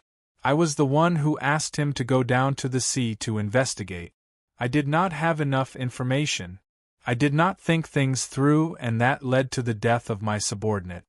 When Blackbeard said those words, his tone was very calm. As he spoke, he even took a few steps forward and arrived beside a wooden barrel. He casually grabbed a bottle of rum that was placed on top of the barrel cover. It was unknown who had drunk half of it. I am very sorry that Erdini left us. What he said next was more for the crew. He is my most capable subordinate. He is more useful than any of you lazy bums. He is also the purest tough guy I know. He is one of the few real men left in the chaotic ocean. He is 100 times better than those sissies who are outwardly strong but inwardly weak. And he has saved my life more than once. At this point, Blackbeard lowered his eyes and paused for a few seconds. Then, he raised the bottle of rum in his hand and continued, To Erdini, loyal friend, terrible speaker, and a villain who upholds the spirit of the old-school pirates. Then, in a silent and solemn atmosphere, he poured a glass of rum onto the deck. Then, he picked up the bottle and gulped down a few mouthfuls. After that, as if venting his anger, Blackbeard suddenly threw the bottle at the parasite's face. The parasite didn't dodge. It wasn't because it couldn't dodge, but because the flying bottle couldn't do any damage to it. Asterisk ring ring ring. Asterisk amidst the sound of glass shattering. Blackbeard turned around once again and walked towards the cabin. Unlike what Feng Bujue and the others had predicted, Blackbeard did not choose to do it himself. After he was done, before he left the deck, he casually said, "Kill him." Chapter 1305. This parasite was obviously a very strong monster. As a biological weapon, it had two forms. One was the original form of a metal sphere, and the other was the combat form that evolved according to the body of the parasite. In its original form, the parasite had an excellent erosion ability. With this ability, it could parasitize the body of most creatures. Even Edini, who was at the level of a time officer, would not be able to resist. Of course, this did not mean that the parasite's ability would be effective against a real-time officer. For the parasite to succeed in its erosion, there were prerequisites. If the parasite's spirit and body had reached a certain level of strength, or if the parasite had a special attribute, the erosion would fail. For example, if Sam Montier encountered a parasite, nothing would happen to him. Spiritually, he had the power of faith of the Phantom Fiend Church as his backing. Physically, he was a satyr who relied on the power of corrosion. He would be lucky if he did not infect others. Who could infect him? Unfortunately, Edini was a human and did not have any special attributes. His spirit and body were not strong enough to withstand the erosion. At most, he could only buy some time. Therefore, after more than half an hour, the parasite finally destroyed the host's consciousness and successfully took over the host's body, entering the combat form. In the combat form, the parasite had more abilities. First, it could replace all the body fluids and internal organs of the parasite with its own body, a kind of silver semi-solidified substance. This way, the body would be immune to pain and have a certain degree of self-healing ability.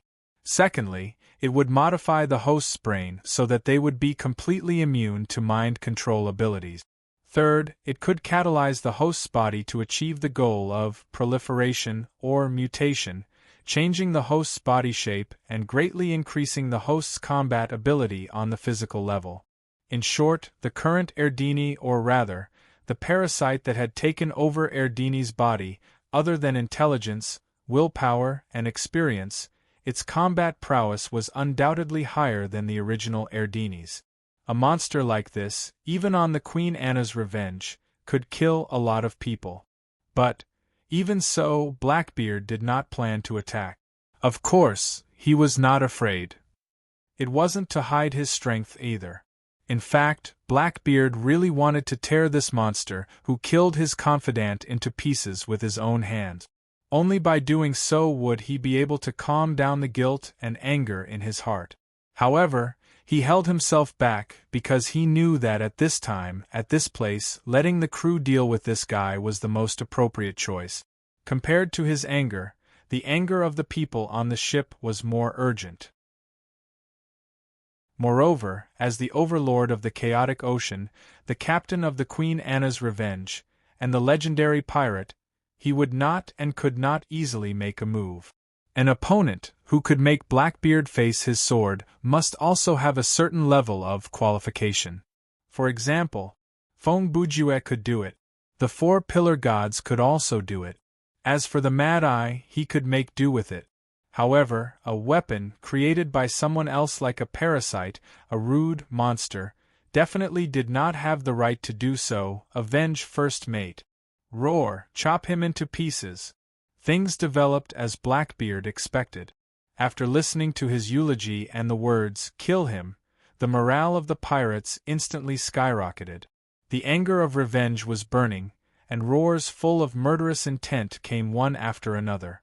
Under the leadership of a group of cadres, the crew swarmed up and launched a siege on the parasite. At this moment, the Blackbeard pirates were more terrifying than the previous battle with the Mad Eye's troop. The parasite also clearly felt that the momentum of the people around it was different from when it boarded the ship. And this amazing change made the parasite feel fear. This emotion was still very strange to the parasite, but it quickly suppressed its innate desire to kill and made it have a very rational and correct idea: escape. As a biological weapon, The parasite did not have the determination to fight to the death, nor did it have any beliefs or hatred. Therefore, when it lost the motivation of bloodlust, even if it still had the combat strength to fight to the death and perish together with some of the enemies, he would not put it into action. Just as the parasite hurriedly turned around and was ready to jump into the sea to escape. Suddenly there was a rush of wind. That was the movement of the ropes on the Queen Anna's Revenge. No one controlled those ropes, and no one even touched them. The ship seemed to have its own will.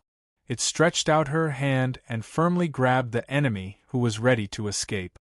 Cough, cough, ugh! The parasite was entangled by the rope and pulled into a big shape in midair. It squeezed out a few struggling groans from its throat, but the rope wrapped around its neck immediately suppressed the sound. The parasitic body that could easily break through the light matrix released by the swan was actually unable to move because of these ropes.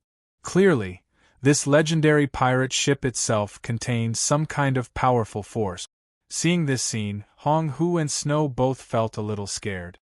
Just imagine, if Blackbeard turned against them, if they stood in the opposite position of the pirates, maybe death would come more suddenly and fatally than they thought. The battle didn't last long. Perhaps this wasn't a battle. It was more accurate to call it a punishment. The previous words and deeds of the parasite had attracted enough hatred for it. Anyone who saw its death could confirm that it was absolutely impossible for it to heal itself. In a sense, its self-healing ability became a burden in the process of being killed.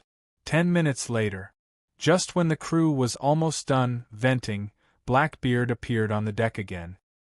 He didn't say much, just glanced at the silver substance all over the ground, then issued an order to restart in 20 minutes and returned to the captain's room.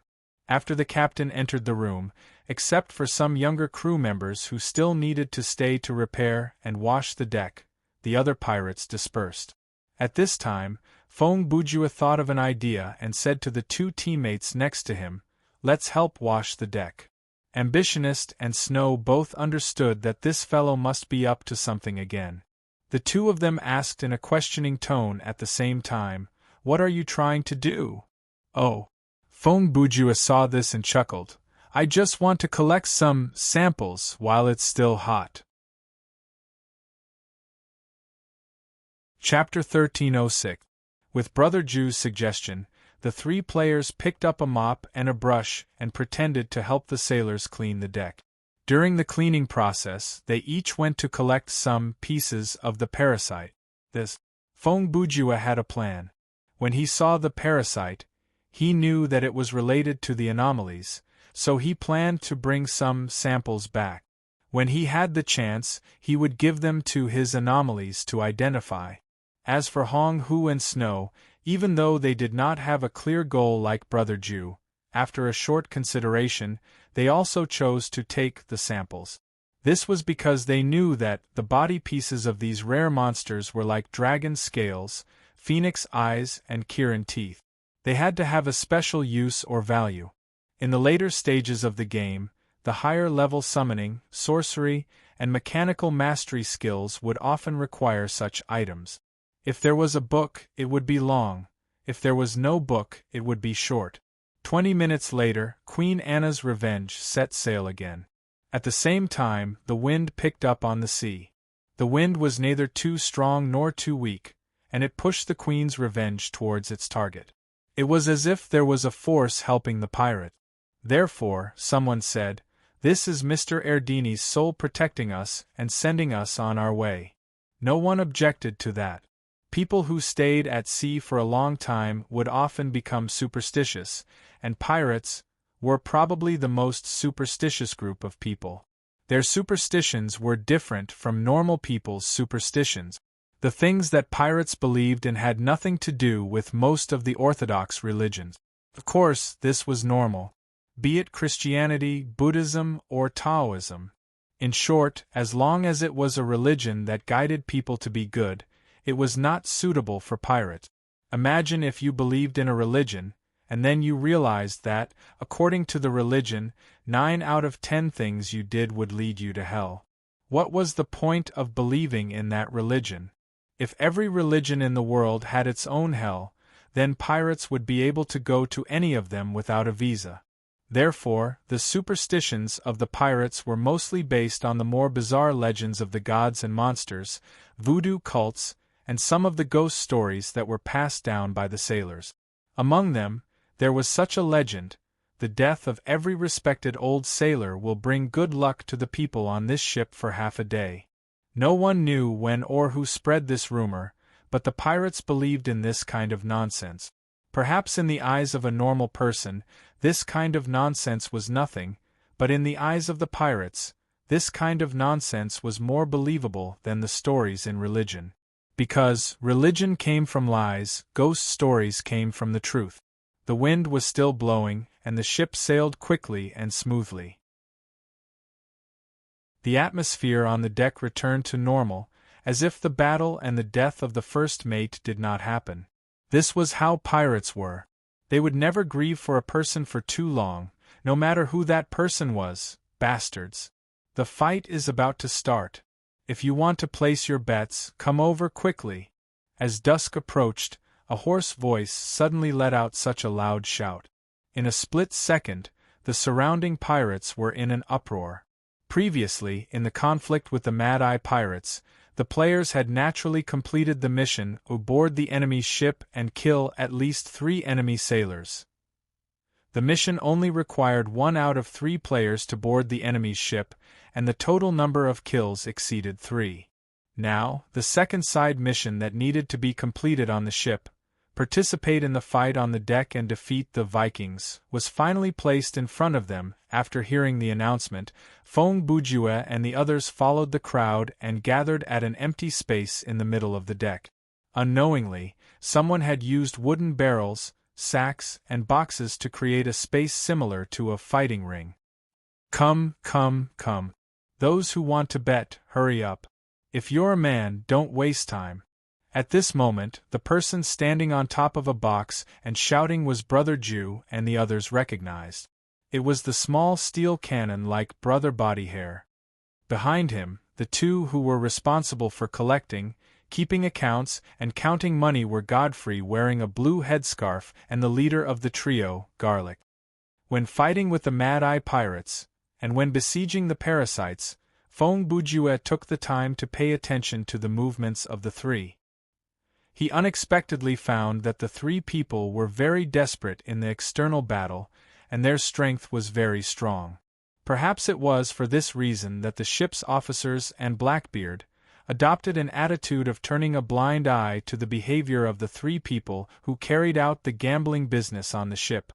Is there anyone else who wants to bet? If not, let's start. The efficiency of the trio was very high. Obviously, they were quite familiar with the business.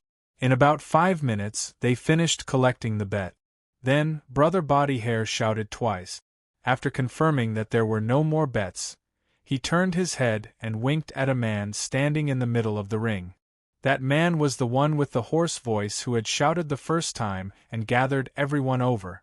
At the same time, he was also the lead singer who led everyone to sing the ship's song in the opening CG. This man looked to be in his 40s. He was wearing a dirty and wrinkled white shirt, a red and yellow vest, and a pair of loose and light black trousers. Perhaps it was because his trousers were once very expensive, or perhaps it was because he only had 1 pair of trousers. In any case, his trousers were heavily patched, and from the rough stitches, it was most likely patched by him himself. Greedy villains! Twice a week, the time you look forward to the most has arrived. After receiving the signal from Brother Bodyhair, the hoarse voice immediately began his provocative opening speech. It must be admitted that this man's voice and speech were first class, and he definitely had no problem being a professional host. Today's first match, as announced last time, will be dedicated by 2 rookies who have just joined the pirate group for a month. Before his voice fell, the 2 participating sailors had already entered the ring from both sides of the ring. The 2 didn't say much. After entering the ring, they first took off their shirts, and then provoked each other with their faces.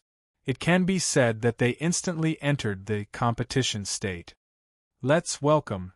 The hoarse voice also introduced in a timely manner, Bottle Opener and Triceratops. Chapter 1307. No one knew who made the rule, but everyone who participated in the competition had to be given a nickname. Bottle Opener and Triceratops were not real names. Of course, this was a good thing, because, if the real names were announced, the audience would likely hear the introduction of Let's Welcome, John Smith and James Brown. That would be quite boring. Back to the topic, amidst the noise of the surrounding pirates, the two contestants slowly walked to the center of the ring. The hoarse voice stood in the middle of the two men, preventing them from having any physical contact before the competition officially started. The two contestants also used the last preparation time to check their boxing glove. The boxing gloves were provided by the organizers of the deck fight. In order to ensure the safety and aesthetic of the competition, the contestants must wear boxing gloves to participate in the competition. When the atmosphere was heated up, the hoarse voice began to read the rules. There are 5 rules. First, no props of any kind. Second, no special abilities. Third, no hitting below the waist. Fourth, no maliciously crippling the opponent. Fifth, no killing. Speaking of this, he paused and continued, those who violate the first 4 rules will be immediately disqualified. As for those who violate the 5th rule, he just smiled and did not say what the punishment would be for killing. However, all the crew members were well aware of the consequences. On the Queen Anna's Revenge, the act of intentionally killing a companion was a matter of principle. Even if the person who committed such an act escaped to the ends of the earth, Blackbeard would still find him and punish him according to the law. Well, is there anything you two don't understand? A few seconds later, the hoarse voice looked at the two contestants and asked, No. Let's get started. The response of the two was quick and resolute. They were like 2 male beasts in heat, full of fighting spirit and energy. Then, today's first match, Bottle Opener versus Triceratops. Now, begin. The hoarse voice was very familiar with this sentence. As he spoke, he stepped back. When he finished the last 2 words, he was out of the range of the ring. Puff! A second later, the sound of fists colliding could be heard. The gloves used in the deck boxing match were specially made with magical materials. Other than the protective functions of ordinary gloves, the most important function of the gloves was to limit the upper limit of the user's physical skills. Because the members of the Blackbeard pirates are generally very strong, if they are allowed to fight with their bare hands, even if they don't use special abilities, it is easy to form a situation where 3 punches and one's skin is split open and one's bones is broken. In that kind of competition, as long as one wasn't careful, there would be accidental injuries, or even accidental death. Therefore, Garlic Bro and the others came up with the idea of boxing gloves. Wearing these boxing gloves, the strength, speed, stamina, resistance and other basic attributes related to physical skills would be suppressed to a certain level. This way, they could ensure that the deck boxing match was mainly a contest of skills, and not purely a contest of strength. Of course, the limit of the gloves itself also has a limit. Once the wearer's physical ability exceeds the limit of this item, there is no difference between wearing it and not wearing it. This is also why none of the officers on the ship could participate in this competition. Puff! Just as I was explaining the settings, Bottle Opener had the upper hand in the match. Relying on a round of fast and powerful attacks, he gradually forced Triceratops to the edge of the ring, or next to a barrel. Hey! Hold on, you bastard! Come on! Beat him down! I've bet a week's worth of wine money on this. Hurry up and beat him down! The audience, who stood outside the ring and placed their bets, It can be said that they were not stingy with their vocal cords. They were all shouting at the top of their lungs, expressing their positions and motive. Perhaps this is not the best atmosphere in the competition, and it has nothing to do with sports spirit. But, for this kind of unorthodox competition, this is the right atmosphere. What do you guys think? At this time, Fong Bujue, who was watching the boxing match from a rope net high up, asked his two teammates next to him, "Who will win?" Hong Hu and Snow were also hanging from the rope, using their extraordinary eyesight to observe the situation on the other side of the ring. "I don't know much about boxing." After hearing this, Hong Hu replied in a noncommittal tone, "But looking at the situation, bottle opener is about to win, right?" "Ha ha!" At this moment, Snow's face showed an expression of an experienced driver. He chuckled and said, "Bro Hong Hu, this time you are wrong." He paused for half a second, then said confidently, "In my opinion, although these two people's boxing skills are not very good, relatively speaking, Triceratops has a little bit of basic knowledge, so—" "Oh!" Hong Hu was also a rather experienced person. When he heard the meaning behind these words, he understood that Snow was preparing to take the opportunity to boast. So, he went with the flow and said, "Bro Snow, you seem to know quite a bit about boxing. Why don't you analyze it for us, Fong Buju also went with the flow and said, "I want to hear it too." Even though the Triceratops was still being beaten up in the boxing ring while the three of them were talking, Snow still had a confident look on his face as he said, "Actually, for an expert, it's something that's easy to understand at a glance. First of all, you have to look at the posture of the body, the posture of the hands, and the footsteps. You guys pay attention. From the start of the fight until now, even though he has been forced to retreat by the opponent, Triceratops' overall posture has not changed much. The movement of his footsteps has also maintained a fast and steady rhythm. Secondly, look at the defense. The defense of professional boxing is a very high-level skill. Many people think that boxing is a simple sport where two people fight each other, but in fact, the technical content is much higher than many seemingly fancy sports, and defensive skills are the most important in this area. Those who think that this sport is simple, if they go up against a professional boxer, forget about exchanging blows. Even if the other party doesn't punch and allows them to hit him, they won't be able to win, because in the face of professional defensive skills, the punches of ordinary people can't even touch the opponent's body. Of course, the Triceratops in front of us is not that powerful. He is at most an entry-level fighter. Even so far, his defense is still watertight. Wait a minute, Hong Hu interrupted at this time.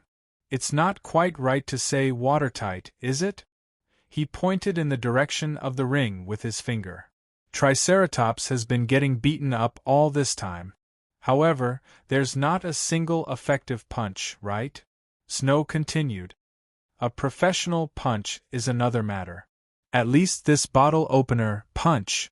If it hits the arm or the outside of the body, or if it is blocked by the boxing gloves, the damage caused is almost negligible.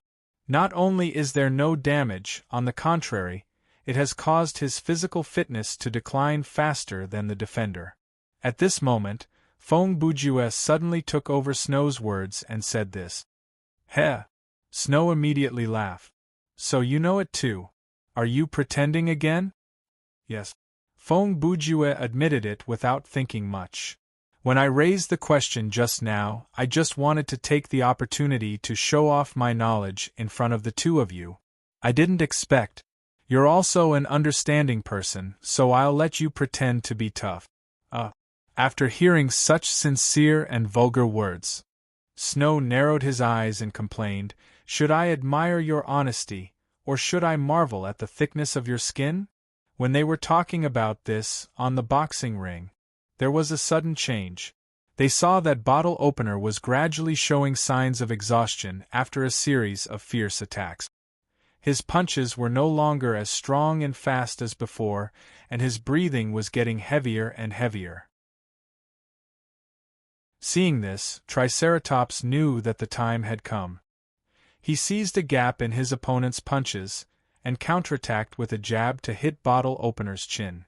Although it was just one punch, an effective punch was more effective than 10 ineffective punches that were blocked by the defender. Bottle opener stumbled and lost his balance. He took a few steps back before he regained his balance. He did not fall to the ground for the time being. Triceratops sneered and chased after him, greeting him with a set of combo punches. Bottle opener had used up too much of his physical strength in the attack just now. His reaction could no longer keep up, and he was instantly defeated. Triceratops, on the other hand, used the width of the arena with brisk footwork, changed his moves in a roundabout way, and combined the real and the fake. Soon, he disrupted bottle opener's footwork and posture. In this way, it was natural for flaws to appear in the defender's defense. Brother Hong Hu, can you see the difference between the two's punches? At this moment, Snow spoke again. Hong Hu also quickly replied, In comparison, it's quite obvious. Bottle opener's punches mainly rely on brute force and instinctively punching out. Triceratops' punches rely on explosive force, not just his arms and shoulders. He uses strength from his lower body to his waist and back. After punching out, his body can also regain its balance in a very short period of time and be ready to make the next move. That's right, this is the difference in the level of offense, Snow nodded. Snow nodded and continued, if you want to win in this kind of boxing match where there is no rest between rounds, mastering the correct way of punching can be said to be a necessary condition. Otherwise, you will be like that Mr. Bottle Opener. Even if you seize the opportunity to attack first, you will exhaust your strength in a very short time and fall into an irreversible defeat. Bang! Before Snow could finish his words, on the other side of the boxing ring, Bottle Opener's sturdy body had already fallen to the ground. Fall to the ground! The hoarse voice shouted at the first moment and began to count.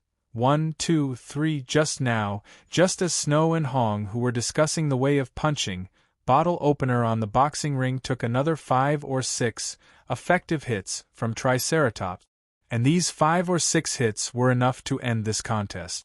4, 5, 6. Although the hoarse voice could tell at a glance that this guy could no longer stand up, for the sake of the show's effect, he still counted there, and consciously slowed down his count. Get up quickly, bastard. Damn it, my money for wine is gone. Yay. Well done. Beautifully fought. Seeing that the winner had been decided, the reaction of the audience was naturally mixed. There were winners and there were losers. Fortunately, there was a limit to the amount of money that could be bet. This rule was approved by Blackbeard through the mouth of the cadre, and it was also because of this that the boxing tournament on the deck was always controlled within the scope of small gambling for fun. Until now, there hadn't been any trouble. The winner wouldn't make a fortune, and the loser wouldn't jump into the sea to commit suicide. 9, 10. The hoarse voice took nearly 20 seconds before he finally finished counting to 10. He immediately jumped into the ring, grabbed Triceratops' right wrist, and raised it abruptly. Winner! Triceratops! The moment the result was announced, cheers, boos, and sighs of disappointment intertwined sounded. Next, it was time to settle the accounts for the first round of bets, and time to place their bets for the second round. This matter was still settled by Garlic Bro and the other two. It didn't take much time to settle the accounts, because only those who won money needed to settle the account. The time for the second round of bets wasn't long either, because in the first round, there would definitely be people who lost all or won enough. Thus, they wouldn't participate in the later rounds of bet. In short, after 7 or 8 minutes, the preparations for the second round were ready. The hoarse voice once again stood in the middle of the ring and shouted, "Guys, today's warm-up match seems to have ended a little too quickly, right? He paused and laughed. It doesn't matter. The sooner we finish watching the rookies pecking each other, the sooner we can see the main show. As the host of a pirate ship, he didn't have to care too much about his words and actions. He didn't have to worry about offending people at all. For example, the phrase, rookies pecking each other, in front of him was definitely inappropriate for a host to say in a formal match. But on a pirate ship, not to mention shouting rookies, it didn't matter even if he cursed at someone's mother. The pirates who spoke vulgarly wouldn't hold a grudge against each other because of a few unpleasant words. Now, let's welcome. A few seconds later, the hoarse voice's pitch rose by a few notches. The current defending champion of the Dex boxing tournament. At the same time, Brother Bodyhair was actually holding an upside-down iron bucket, using 2 broken broom handles to beat out a tight drumbeat. 45 matches. 45 wins. The hoarse voice didn't report the number of KOs, because all the victories in the Dex boxing tournament were KOs. So far, he has no record of being knocked down, an absolute expert who easily wins every match with absolute advantage. He is a giant from the north. He is a sea monster who crawled out of the abyss. He is the maker of pain, the trampler of confidence. He is a Viking man. Chapter 1308. When the hoarse voice shouted the words, Viking, the 3 players who were watching the match on the rope net immediately focused their attention. 2 seconds later, a 1.9 tall, burly, and muscular bald man walked out from the crowd and entered the ring. A few minutes ago, when the audience was still placing their bets, the defending champion had already taken off his shirt, tied his gloves, and was ready to fight. Go for it, Viking. You can definitely win. Viking, we support you. The supporters of the champion, or rather, the gamblers who had placed their bets on him, could not wait to start cheering for him. Gentlemen, the man with the hoarse voice struck while the iron was hot.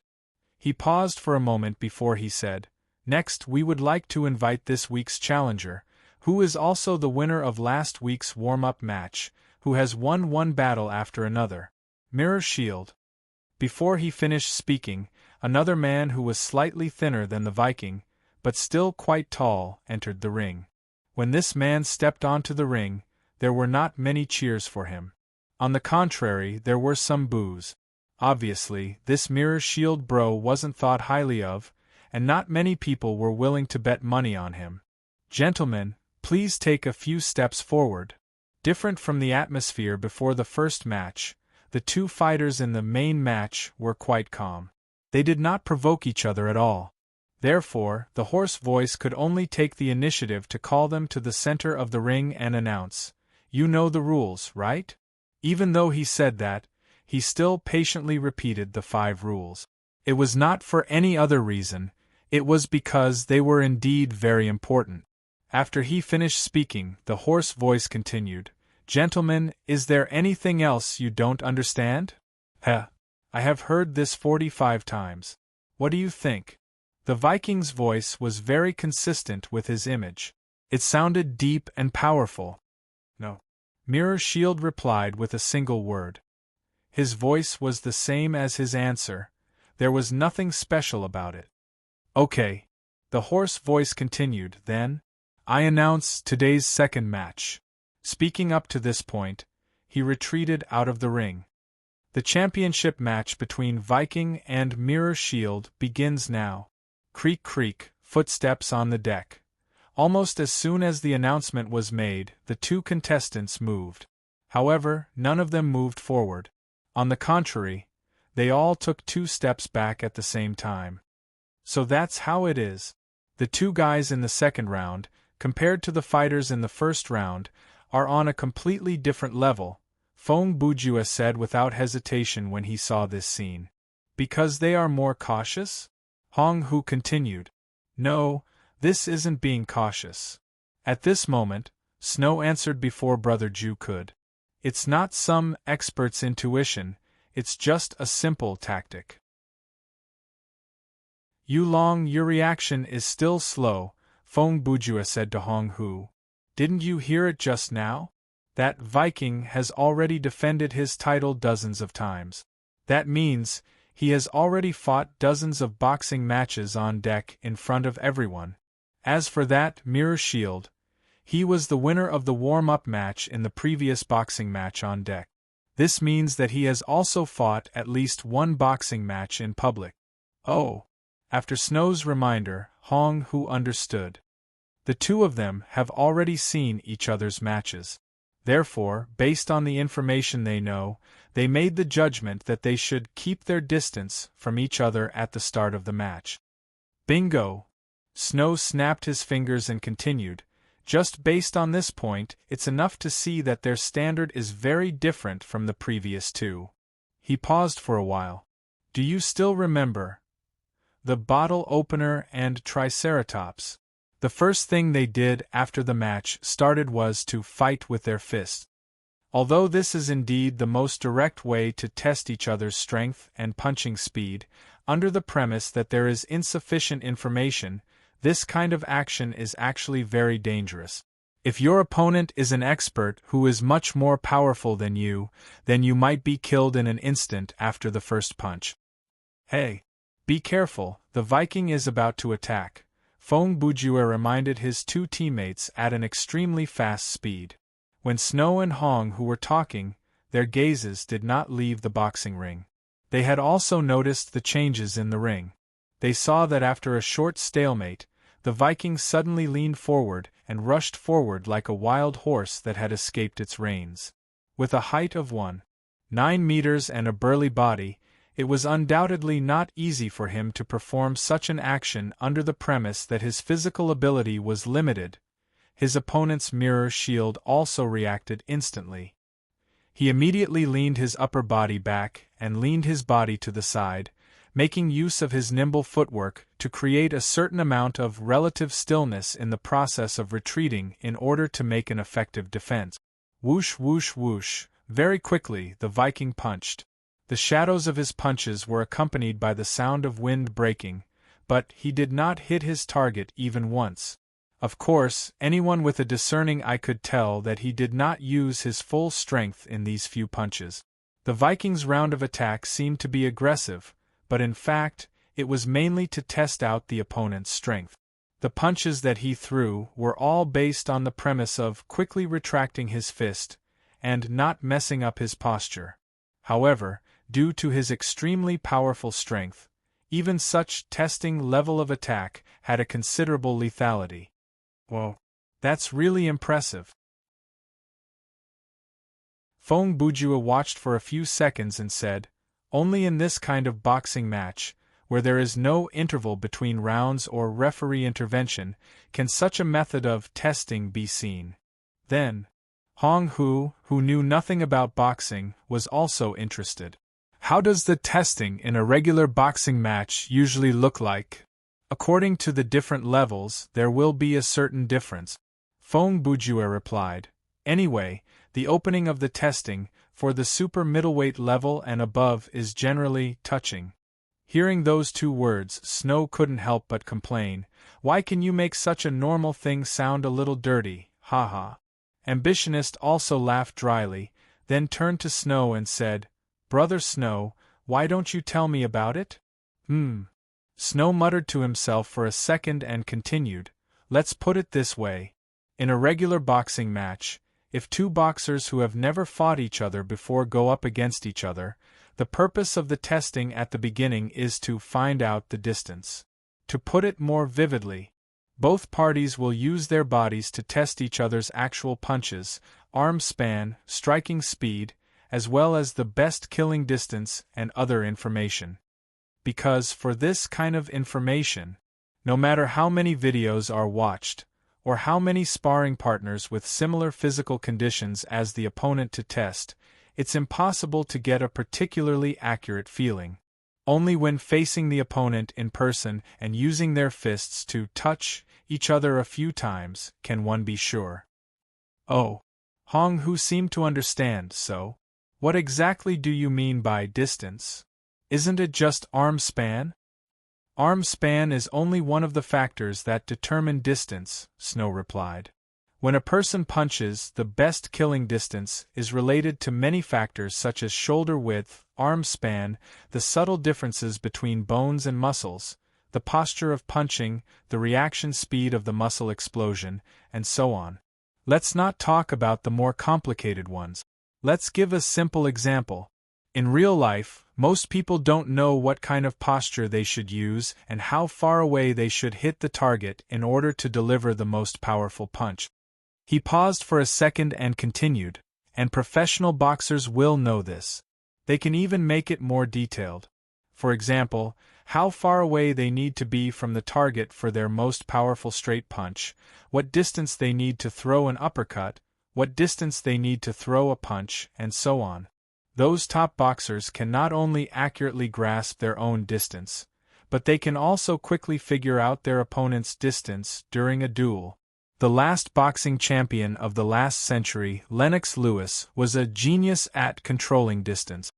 Among his contemporaries, there were people whose footwork was more agile than his, and there were people whose heavy punches were more lethal than his.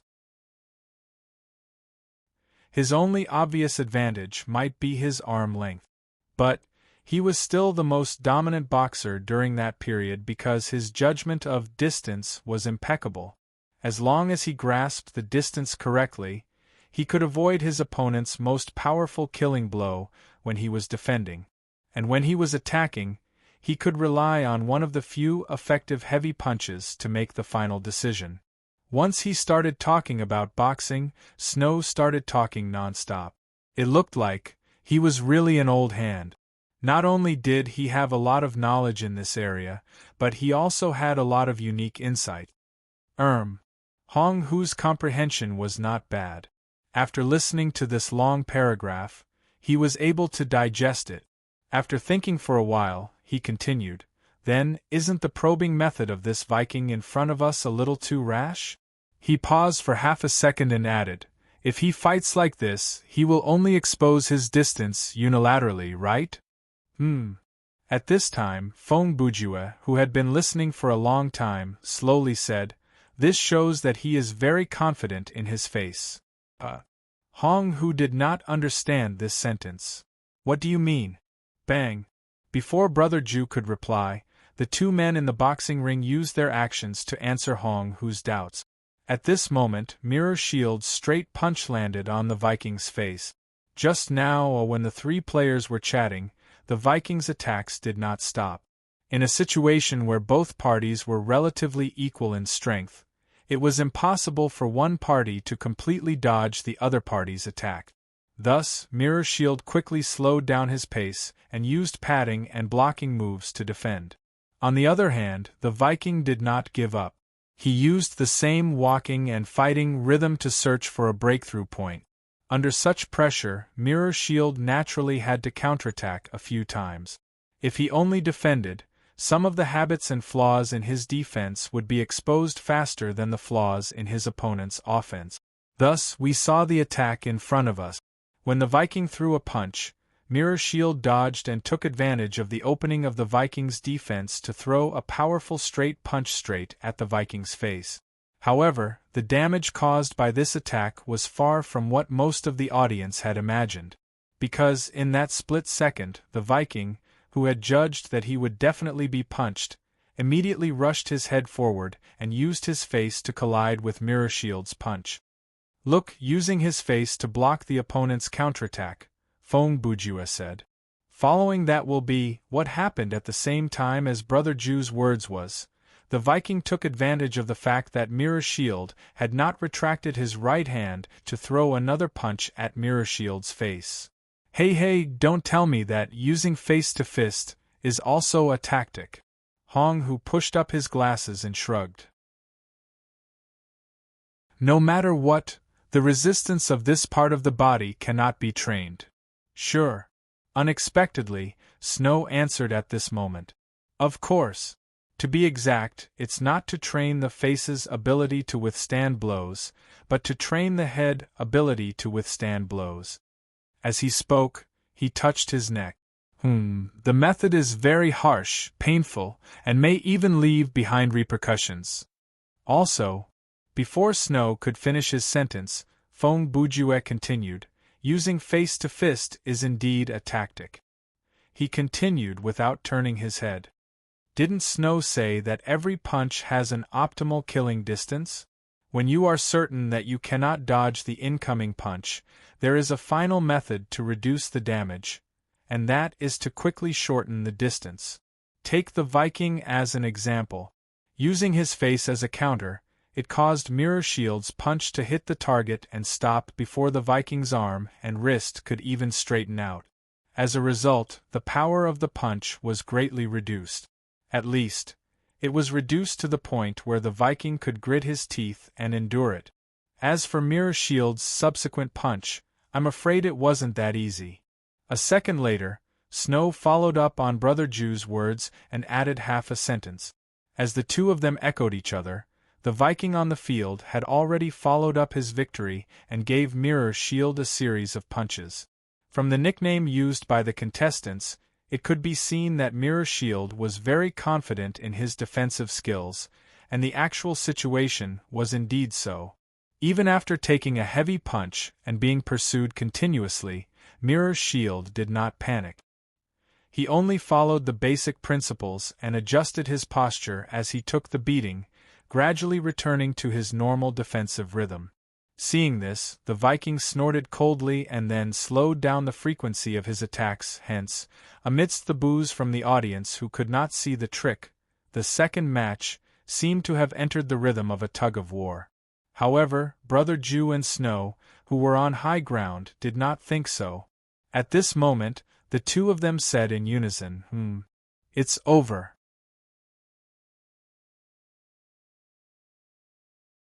Chapter 1309. The basis for Feng Bujue and Snow's judgment was simple, because they had already seen a message from the Viking's recent punches. The probing is over. From the perspective of an outsider, the Viking's slowing down of his attack seemed to indicate that he had yet to find a way to break through his opponent's defense. But in reality, this was a performance of victory in hand. He was using his actions to tell Mirror Shield, "I have already made preparations to win and can end this match anytime. But I can still give you a chance to counterattack and make you accept your defeat wholeheartedly." Mirror Shield, who was equally capable, naturally understood this point. He knew that just now, that one and only counterattack punch had already exposed his distance to his opponent. Following this, his counterattack and offense would be completely ineffective, and breaking through his defense was only a matter of time. In this match, without the guidance of a coach, and without the interval between rounds, it was unlikely for Mirror Shield to rely on his own thinking to reverse this disadvantage on a technical level. Therefore, he could only make use of the last chance given by the Viking and give it his all for the final gamble. This was a risk, and in a sense, it could also be seen as a trap set by the Viking. But Mirror Shield had no choice. Because his standard was not low, he knew that he had no choice but to charge into this trap. If he could charge through it, there would still be hope for victory. If he couldn't, the outcome would be no different. If he persisted in his current defensive stance, he might be able to hold on for a while longer, but that would be nothing more than a slow death. Puff! 2 seconds later, Mirror Shield struck out with his first attack in this match, a left-hand jab. His footsteps and posture also changed the moment he switched from defense to offense. Feint! In the same second, Feng Bujue and Snow muttered the same word in their hearts. Puff! The second punch followed closely by a straight right hand. Looking at it together with the first punch, this was a very common combo. The first punch would attract the opponent's attention, and the second punch would strike. But it's still a feint. Brother Bujue and Snow had already seen through that Mirror Shield was not using such a simple method. Sure enough, in that split second, the Mirror Shield punched out a third time. "This is the killing move." This time, Feng Bujue directly muttered these words. Mirror Shield's third punch was a straight left punch. However, its power was vastly different from the second punch, which was also a straight left punch. At the moment of the punch, Mirror Shield's knee was bent forward, increasing the power of the punch to the point where it could knock down or even KO the opponent. Objectively speaking, this set of one stab, two straight combo was not complicated. The technical difficulty was mainly focused on the third punch. However, as far as the surprise effect was concerned, it was still acceptable. Because Mirror Shield was right-handed, it was obvious that he had thought it through before choosing this left punching pattern. Unfortunately, his intentions did not escape the eyes of the Vikings. After blocking the first punch, and preparing to use a slap to deal with the second punch, the Vikings instantly understood the truth of the second punch being a feint. Hence, he directly ignored the second punch, pressing both his elbows against his body and lowering his head. As he forcefully received the second punch, he used 120% of his attention to stare at Mirror Shield's left hand. As for Mirror Shield, he had actually thrown out the third punch. Everything was within the Vikings' control. When Mirror Shield's third punch was about to explode, he leaned forward and snatched the right side of Mirror Shield's chest. Bang! Immediately after, a powerful punch landed solidly on the right side of Mirror Shield's chin. Before Mirror Shield's third punch could be completely straightened, he had already lost his balance due to the impact on his chin. In order to increase the power of his punch, he had bent his knee and bent forward, which had instead aided the Vikings' punch. KO. There was no dispute about the outcome. This time, the hoarse voice didn't even need to count down because Mirror Shield had directly lost consciousness after collapsing to the ground. Situations like this where the contestant was temporarily unconscious were common in all kinds of fighting competitions, especially when the chin was punched, because the cerebellum would be affected. The person who was hit would easily fall to the ground and be unable to get up. Victor. Viking. When a few sailors carried the dazed Mirror Shield out of the boxing ring, the hoarse voice had already raised the Viking's right hand and loudly announced the outcome of the match. The crowd immediately let out cheers, but this time the cheers were lukewarm. This was because most of the people had placed their bets on the Viking. Hence, the returns from his odds were limited, and even if he won, he wouldn't earn much. After a dozen seconds, when the surroundings gradually quietened down, the hoarse voice continued, "All right, today's deck boxing match is about to end. Wait a moment." All of a sudden, a long howl came from above, interrupting the hoarse voice's words. The originally dispirited pirates, who were about to disperse, were all attracted by this howl as they looked towards the source of the sound. The one who shouted wasn't anyone else but Fong Bujue. Although the hoarse voice was displeased with the other party's interruption, he naturally had to be courteous when he saw that it was Brother Ju. "Mr. Fong, may I ask, what advice do you have?" At this moment, Fong Bujue gave a meaningful glance to his two teammates who were similarly clueless as to what he was up to, following which, he leaped down from the rope net. Hong Hu and Snow looked at each other in dismay, each revealing a helpless expression before following suit. I wouldn't dare to give advice. After Brother Ju landed, he coincidentally stood on a wooden box at the edge of the boxing ring. He looked towards the hoarse voice a few meters away and said, "I only wish to say, to be able to witness such an exciting match today, it's an honor. But it's a pity that the defending champion's appearance was a little too short. Therefore, I hope that this Viking brother can fight another round and broaden our horizons." This. As the hoarse voice spoke, he turned his head to look at the garlic trio and muttered, "This isn't too appropriate." After pausing for half a second, he glanced at the Viking and said, "You see, the Viking has just finished a match, it's fine." Unexpectedly, the Viking revealed an eager expression and said, "It's just as well. I haven't fought to my heart's content yet." He glanced at Mirror Shield, who was lying outside the ring and was slowly waking up, and said, Although Mirror Shield fought well, from the results, he didn't cause me too much trouble. After the match just now, I didn't suffer any injuries and my stamina was still abundant. Treating it as a warm-up doesn't seem to be inappropriate. Heh, I think so too. Fong Bujua smiled and paused for a second before looking at Garlic Bro and the others. I think everyone would like to see what kind of result would a Viking compete with us, the passengers, outside of the pirate crew. On the surface, his words were said for everyone to hear, but in fact, he was hinting to Garlic Bro who had the real decision-making power. His meaning was, you guys will profit from this bet. Yeah, seems pretty interesting. Viking, we support you. Yes, let's have a match. Let's have a match, let's have a match, let's have a match. The pirates didn't mind too much trouble. Moreover, Brother Jew's words were indeed quite inciting. In less than half a minute, the surrounding crowd began to shout, "Let's have a match," in unison. It seemed this battle was inevitable. Alright. Finally, Garlic Bro, who had been sitting there silently taking notes, stood up and said to Fong Bujua, "But are you sure you can fight?" After asking this question, Garlic Bro briefly explained the settings of the boxing gloves to Brother Jew, and then said, "I think, Mr. Fong, your strength has already exceeded the upper limit of the suppression of the boxing gloves, right?" "Oh, so that's what you're worried about." Brother Jew listened calmly. "I didn't say that I would fight personally."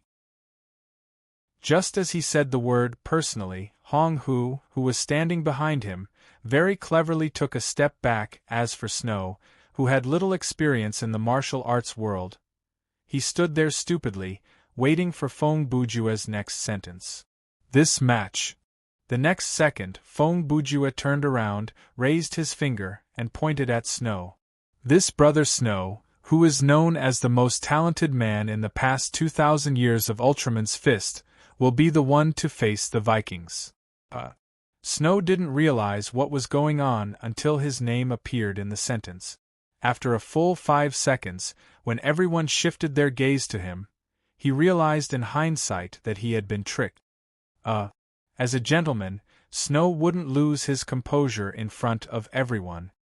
He just silently muttered to Fong Bujua in his heart, F***CK. Things were progressing smoothly, and the efficiency of the pirates was astonishing. In a short 10 minutes, a series of trivial matters such as setting the odds, placing bets, and clearing the venue had been arranged. In order to cooperate with the completion of this side mission, the system gave the players a prompt. Players who participate in the boxing match can take off their upper body clothes, and relax the dress standards for Snow. Therefore, Snow, who had been plotted against by Brother Jew, put on his boxing gloves, bare-chested, and prepared to fight. "Are you trying to kill me?" There was still some time before the match. Snow confirmed the tightness of the gauntlet and narrowed his eyes at Brother Jew. "Furthermore, I have to die with the title of Inheritor of Ultraman's Fist, which sounds like a pain in the ass." "Brother Snow, that's not right." Unexpectedly, before Brother Jew could refute, Hong Hu said to Snow, "I think, Brother Fong didn't mean that. Even if you're not a member of the Blackbeard Pirates, the no-killing rule won't have any effect. Besides, the other party is also wearing boxing gloves. Even if he really wants to kill you, it'll be difficult." What he said made a lot of sense, but Brother Jew didn't seem to appreciate it. "In fact, whether you die or not, it's really not within the scope of my consideration." After Hong Hu finished speaking, Fong Bujua said to Snow, "The reason why I pushed you to participate in the competition is, among the 3 of us, only you meet the competition criteria."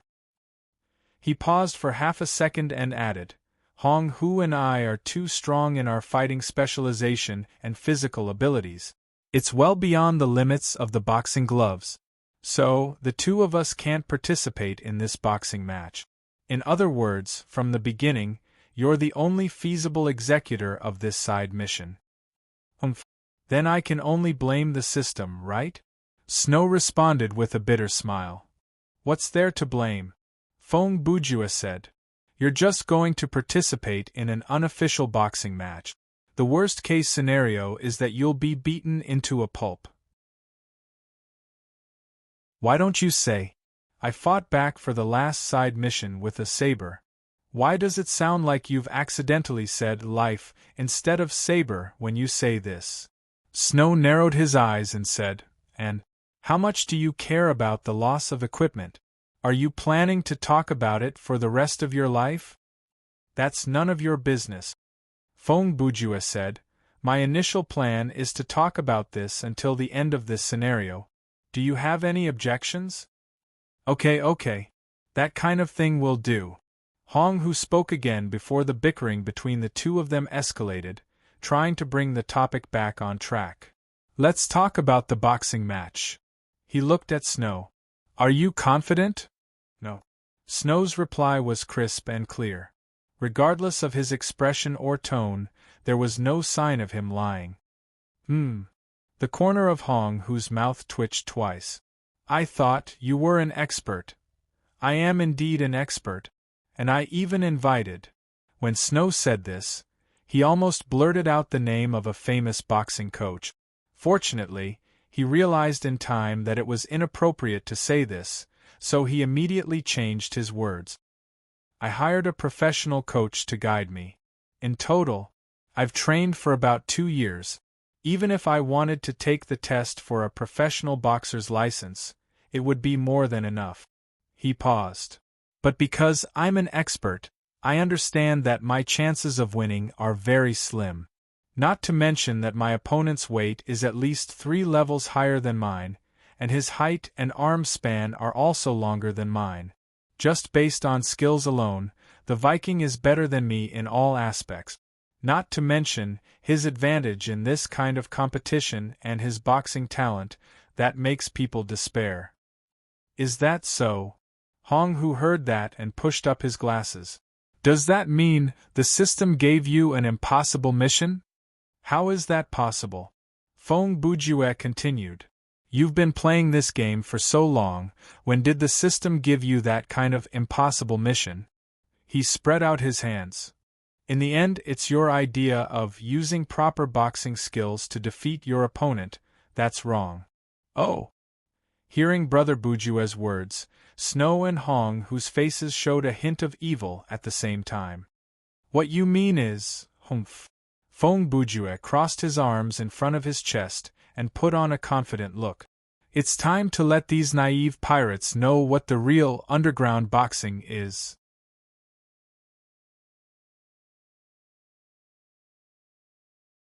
Chapter 13:10. Guys, I think everyone can't wait any longer. After a few minutes, all the preparations were completed. The hoarse voice came to the center of the ring again to stir up the atmosphere. This is the first time since the start of the deck boxing tournament that players other than the pirates are participating. And they are challenging our one and only, the Vikings. For a moment, the crowd was in an uproar. Most of the pirates obviously supported the Vikings. In this kind of restricted competition, his ability to win consecutive matches was unquestionable. However, there were also many people who had placed their bets on Snow. Not for any other reason, but because his odds were very high. It wasn't that Garlic Bro and the others wanted to raise the odds, but Snow's slightly frail figure didn't seem to be able to withstand a beating, although Snow's figure was not bad compared to ordinary people, and it was obvious that he was the kind of person who usually worked out, but compared to this group of muscular pirates whose arms were thicker than your legs, he was still a small and skinny guy. The two of you, please come to the center. After attracting the attention of the audience, the hoarse voice gathered the two boxers and was about to announce the start of the match. According to the rules, he still patiently repeated the rules and asked, "Do you all understand?" Snow and the Vikings immediately gave him an affirmative answer. After getting the answer, the hoarse voice took a few steps back. Good. Then, I announce the match between the most talented man in the last 2,000 years of the Arte Godfists, Snow, and our 46 matches, 46 victories, unparalleled skill, and frightening defending champion, the Viking. He mixed the introduction and the opening speech together and dragged it out for a long time. Now, start. The hoarse voice could always exit the ring at the same time as he finished his sentence. It was as though he had eyes on the back of his head. Ha! Just as his hoarse voice uttered the word, begin, Snow slowly raised his left fist with a smile on his face and extended it forward. His action could be considered as a sign of goodwill in the boxing ring. Of course, it wasn't a request for the opponent to be merciful. It was just a courteous gesture similar to the handshakes of the captains before a football match. At this moment, as an opponent, he should also extend a fist and lightly touch the opponent's fist. Only then would he enter the duel state. The Vikings naturally knew about such common knowledge. Moreover, he was a man with the demeanor of a great general. Therefore, he responded without any hesitation. Who would have thought, just as the Viking slowly extended his right hand, preparing to lightly touch his opponent's outstretched fist, Snow suddenly took a step forward, swinging his right arm and punching at the opponent's head. F***ck. The Vikings were shocked. Snow's behavior, to put it more vividly, was like giving you a slap on the face with his left hand when you let your guard down when he extended his right hand to shake your hand. Even the pirates couldn't bear to watch such a tasteless thing. The crowd suddenly burst out with cries of Henrichette and Walter F***ck. But no matter what, this wasn't against the rules, so the competition continued. B***starred brat. At that critical moment, the Vikings instinctively lowered his head and retreated, barely withstanding the punch with his left shoulder. At the same time, he was cursing in his heart. You actually dare to play such petty tricks in front of me. As the punch came too suddenly, the Vikings' defensive actions and strength adjustment weren't in place. This caused his left arm to feel slightly numb after taking the punch. Fortunately, he was experienced and didn't give Snow a chance to pursue. He immediately raised his left arm and threw 2 jabs at his opponent. These 2 jabs weren't for the sake of gaining any advantage, but to substitute offense for defense and force his opponent to retreat. TSK. He's as watertight as I imagined. On the other side, Snow was thinking in his heart. Using extreme movements to minimize the damage from my sneak attack, and quickly making use of the advantage of his arm reach. Restricting my pursuit and gaining precious time to adjust. Can such a boxing champion really be defeated by tricks? Indeed, even now, Snow didn't have much confidence in this matter. But, since Brother Jew had brought him to this stage, he had to give it his all and think of a way to win this match. The next second, Snow raised both his fists to protect the sides of his head. He lowered his upper body as much as possible and charged into the Viking's embrace. What is he trying to do now? The Vikings didn't panic, and neither did his stance. Pooh. Immediately after, Snow's left hook bypassed the Viking's defensive hand and hit the latter's torso from the side. With the Viking's sturdy muscles, a few punches to the torso would definitely not cause any damage. After being punched, the Vikings took the opportunity to retreat. With steady steps, he circled around his opponent clockwise and threw a straight left punch at Snow. Bang! The punch was powerful, but Snow had already returned to a defensive stance, using the outer sides of his fists to protect his head. After blocking this blow, Snow repeated the same trick and once again leaned forward to dash forward. This time, he launched a few quick short uppercuts at close range, aiming for the Viking's chin. So that's how it is. The Vikings retreated and blocked, but he still didn't suffer any substantial damage. So this is your plan. The Vikings retreated and circled around, but Snow followed him like a shadow, charging into his opponent's embrace with an extremely low defensive stance. From the very beginning, he's given up on the intention to exchange blows with me. He's completely ignoring my actions and using this method of continuous close-range pressure. As the Viking thought of this, he had already retreated to the corner of the ring and was caught by Snow. Puff, puff, puff. While hugging his opponent, Snow seized the opportunity to hit the right side of his opponent's torso, as though he was racing against time. In close-range combat, using such punches that don't have much power but can't be defended to continuously attack my liver. Seeing this, the Viking sneered in his heart. Humph, to think that I was looking forward to it for such a long time. In the end, it's just an opponent of this standard. Kid! At this moment, the Vikings suddenly spoke to Snow. Do you think, after entering the close-range combat state, you can bring the match into your mediocre rhythm? Snow didn't respond to his words and only continued to throw punches silently. Indeed, deck boxing doesn't have a referee. When you stick close like this, no one will come and separate us, the Vikings said. But you seem to have neglected something. At this point, he stretched out his arms and caught Snow in his arms. What? In a split second, Snow's arms and torso above his elbows were encircled by his opponent's thick arms and body, and he couldn't move. Hey, referee. When Fong Bujue saw that the situation was not good, he immediately looked at the person with the broken voice and shouted, "What's going on? Have you changed to a classical wrestling match?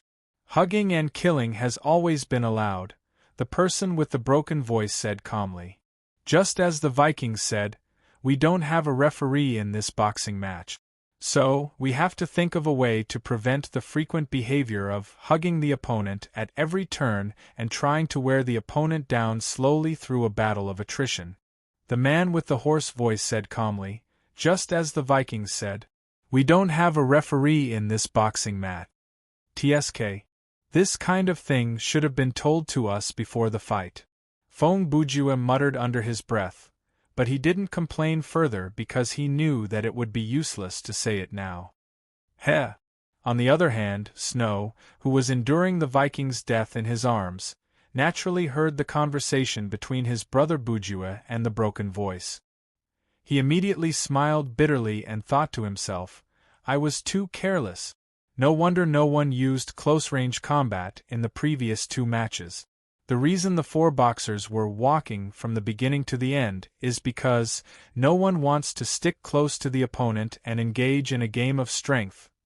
While he was thinking, his body started to creak. It seemed like the bones in his arms and the ribs in his torso were almost at their limits. Kid, broken bones aren't considered a disability. If you think that clenching your teeth and breaking a few bones can make me lose, then you're thinking too much. The Viking had a huge advantage in terms of physique. The death in his arms was obviously a very physically exhausting activity, but he could still find the strength to speak during the process. "I advise you to surrender now so that you can suffer less." Heh. Snow laughed. "Mr. Champion, you seem to have neglected something."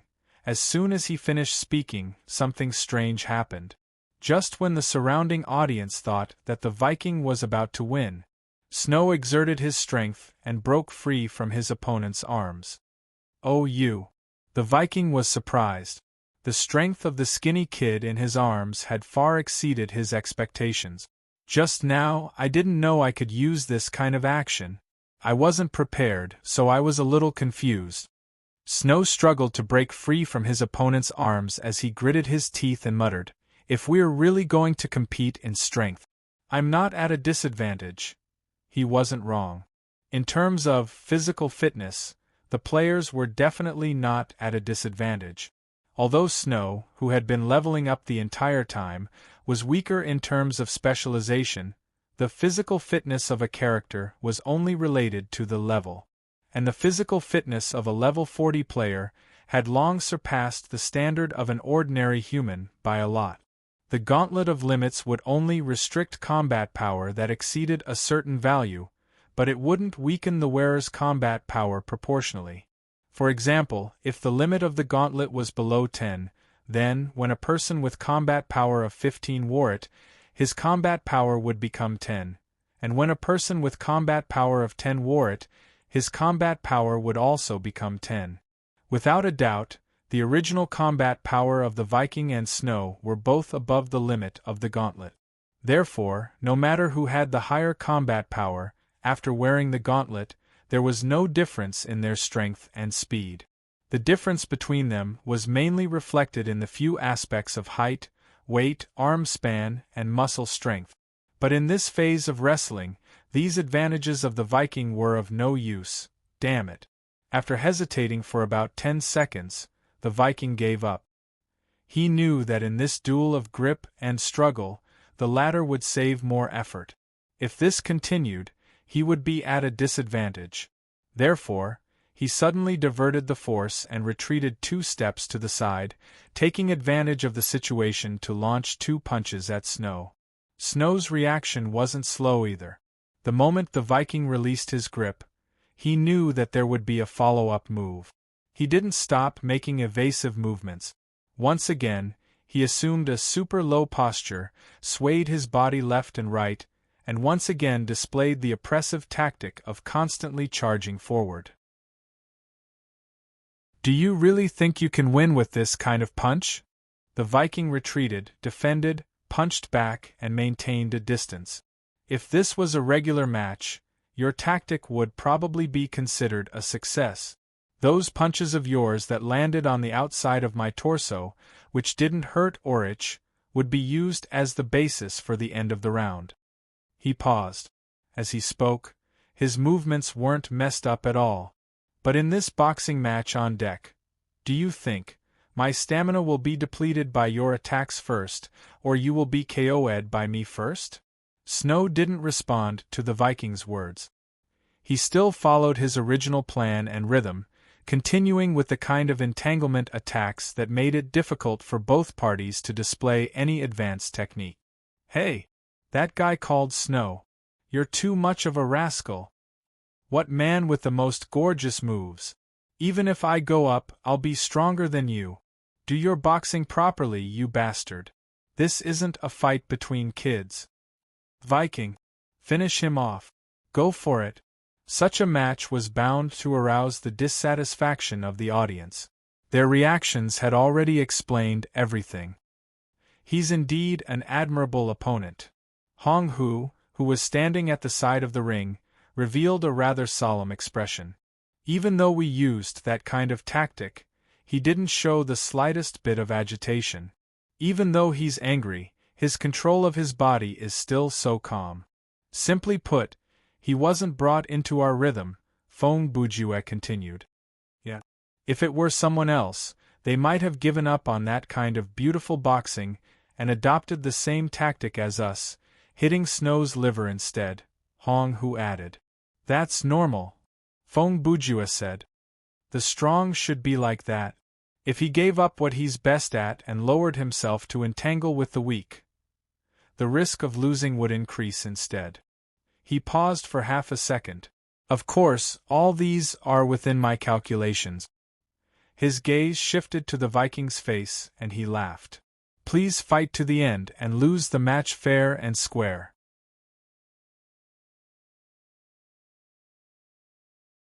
Chapter 13:11. The contest was still going on. Snow's close-quarters fighting style was gradually showing results. Even though the Viking had a robust torso and outstanding resistance, he was unable to withstand the frequent liver attacks without sustaining any injuries. If the Viking had chosen to use the same fighting style as Snow to engage in close-quarters combat, he would have won long ago. However, he did not do so. Just as Feng Bujue had said, the Viking wanted to perform beautiful boxing. Not only did he want to win, he also wanted to prove that he was better than his opponent in terms of technique. This was a kind of conceit, but it was not too much. The Viking was very clear that he was a boxing genius. Even if he did not mention his skills that had been tempered thousands of times, just the intuition of being able to see through the opponent's distance in an instant was something that ordinary people could not achieve. Therefore, he had always believed that it was natural for him to give way appropriately in a match. Previously, he had purposely left an opportunity for the mirror shield to allow his opponent to make a final attack. This was his intention. Now, he had already fought a match, yet he was going to duel with Snow again. Furthermore, even after his opponent had used such an unsightly method, he still did not give up on his principles. This was also his intention. This was his resolve as a powerhouse, and it was his most fundamental belief. Even if he lost here today, this belief would not waver. Pooh, pooh, you're quite stubborn. Snow stuck close to his opponent, his fists still hammering the Viking's liver. Judging from your footsteps, you've obviously been affected, heh? The Viking laughed. So what? TSK. What an infuriating reaction. Snow sneered unhappily. I've put down my dignity, used such extreme methods, and worked hard until now. Yet, you're responding to me with such an attitude? You're right. The Viking sneered and muttered softly. My obsession with winning isn't that strong to begin with. If I can't use my overwhelming boxing technique to defeat my opponent, then victory would be meaningless to me. Just like today, if the person who won in the end was you, I wouldn't mind because I wasn't defeated by your boxing, but by your tactics that embarrassed even yourself. Hearing this, Snow was silent for a moment. Then, he actually stopped hammering and took a few steps back. Seeing this, the Viking was not in a hurry to attack. He only asked suspiciously, What? Are you finally ready to have a fair and square with me? Fair and square. Snow repeated the words. His gaze and tone became very cold. Your style of boxing is called fair and square, and what I've done so far is called slick and slippery. The Viking opened his arms and asked with a smile, Isn't that so? That's right. You rascal, you're just slick and slippery. To think that you still have some self-awareness. It's not just slick and slippery, it's simply despicable and shameless. The surrounding pirates also heard the conversation between Snow and the Viking. In an instant there were curses everywhere. Stop joking, ****. Unexpectedly, Snow, who had always been very gentlemanly, shouted at this moment. Close combat attrition is a very common tactic in formal boxing matches. How can this be called slick and slippery? Don't tell me that only when I use the style that you're best at, then it's fair and square? The Viking was stunned by the question. After a few seconds, he replied, Indeed, close combat is also a type of technique. It's not against the rules, also. What do you mean by my obsession with winning is not that strong? Snow did not give up and continued. People like you who have the mindset of, regardless of winning or losing, as long as you can fight beautifully, you don't deserve to win at all. What? The Viking was also curious. You're saying that I don't deserve to win? He laughed dryly. Then does that mean that your dirty boxing is qualified to win? Of course it is. At this point, Snow's posture had also changed. He looked like he was about to launch an attack. No matter how you belittle this kind of boxing, whether you call it ugly or filthy, it is still boxing. The gorgeous boxing, performed by a genius, and the practical boxing, performed by a weakling, are the same. Weaklings are unable to defeat their opponents in the field of geniuses, so they give up the gorgeous boxing that they also love, and even their dignity, all for the sake of using victory to prove their strength and hard work. How can you understand the feelings of the weak? The goals that they can't achieve in their lifetime are easily achieved by those with talent. And you, a person brimming with talent, are still saying things like, victory is meaningless to you. This is simply outrageous.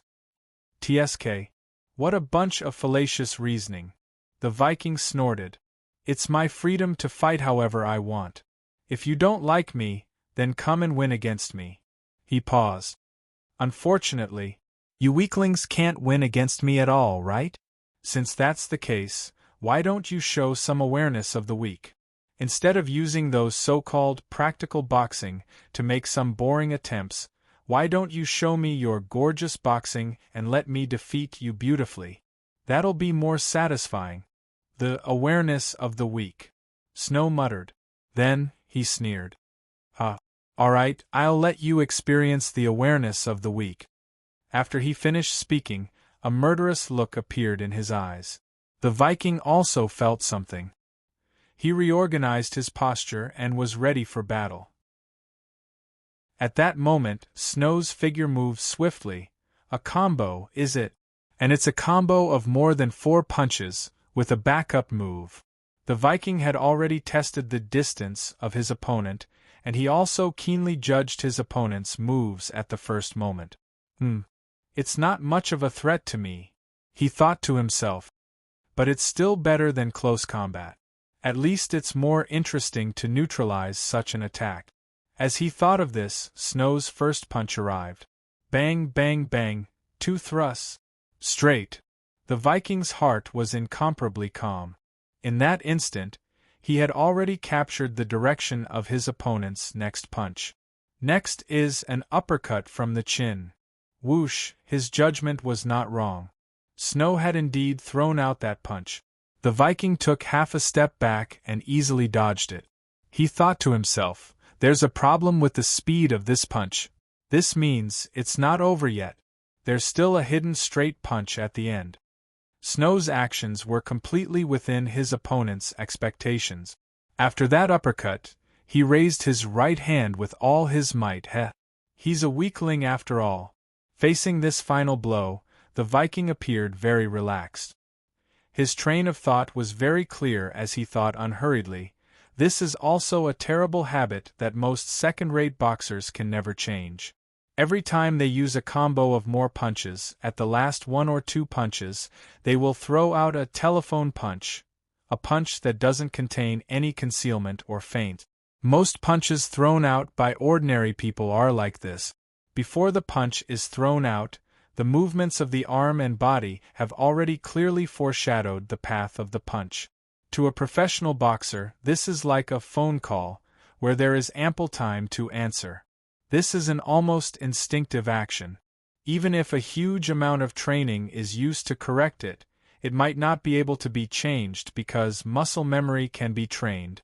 But some people's brains just can't keep up. When the Viking saw the telephone punch, he decided to end the match. His method was also very simple. He took a step forward and swung out an attack that arrived first even though it was launched later. Under the premise of seeing through the opponent's next punch, this was the most effective and most entertaining way to break the move. This kind of one-hit KO with ease was also the winning method that the Viking had been pursuing and implementing all along. The Viking swung his fist. It was as though he could already see Snow falling to the ground, as though he could already hear the lines announcing his victory. However, at this moment an astonishing change occurred. What?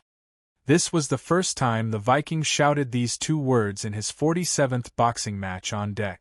Because his confident KO punch had missed. Snow's telephone punch was real and not a feint. Perhaps Fong Bujue, who possessed the zero-time difference calculation, could follow up with such a complicated trap move after a multi-hit combo. However, Snow's ability was clearly insufficient to support such a move. But Snow still did not get hit. This was because, when his opponent's volley came, when his own telephone punch had already been launched, he did something that normal people could not do. He took a step back. It sounded like a trivial matter, but in reality, it was an action that was infinitely close to impossible.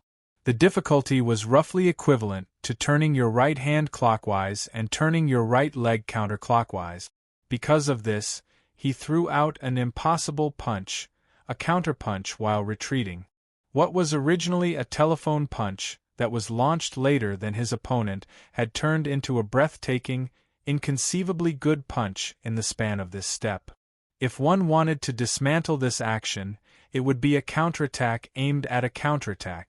From this, it could be deduced that including the preparation for this punch, all his previous combo could be part of a trap. But did he really think so much? Not at all. That step back, that stroke of genius that was impossible to achieve with a normal brain, was actually the result of his tidal ability. Follower: a tidal ability frowny face name. Ultimate dodge, best effort type. Special ability type, active consumption, 100 stamina points. Effect: during activation, the body will automatically dodge all attacks that theoretically can be dodged. Duration: 5 seconds. Cooldown: 1 hour. A remark: I don't recommend you to use it in the face of a very intensive attack, because it is likely to cause you to suffer more serious damage than the attack itself. Snow's title was undoubtedly obtained by leveling up with the big brothers in the studio for a long time. Therefore, the ability of this title was a bit deceptive. Although the consumption of this skill was not high and the effect was beautiful, it was a bit terrible when used in reality. For example, if Snow were to activate dodge, best effort type, when he was being fired at by a machine gun, whether or not he could dodge all the bullets was another matter.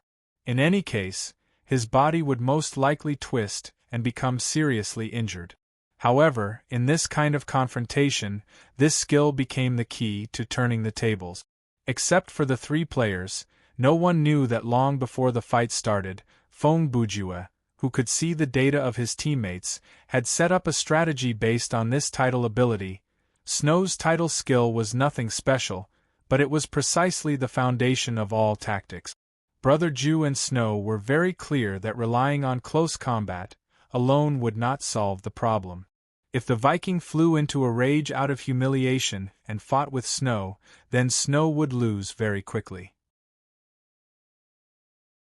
Even if the Viking kept enduring, it was not certain that he would not be able to find a normal KO opportunity.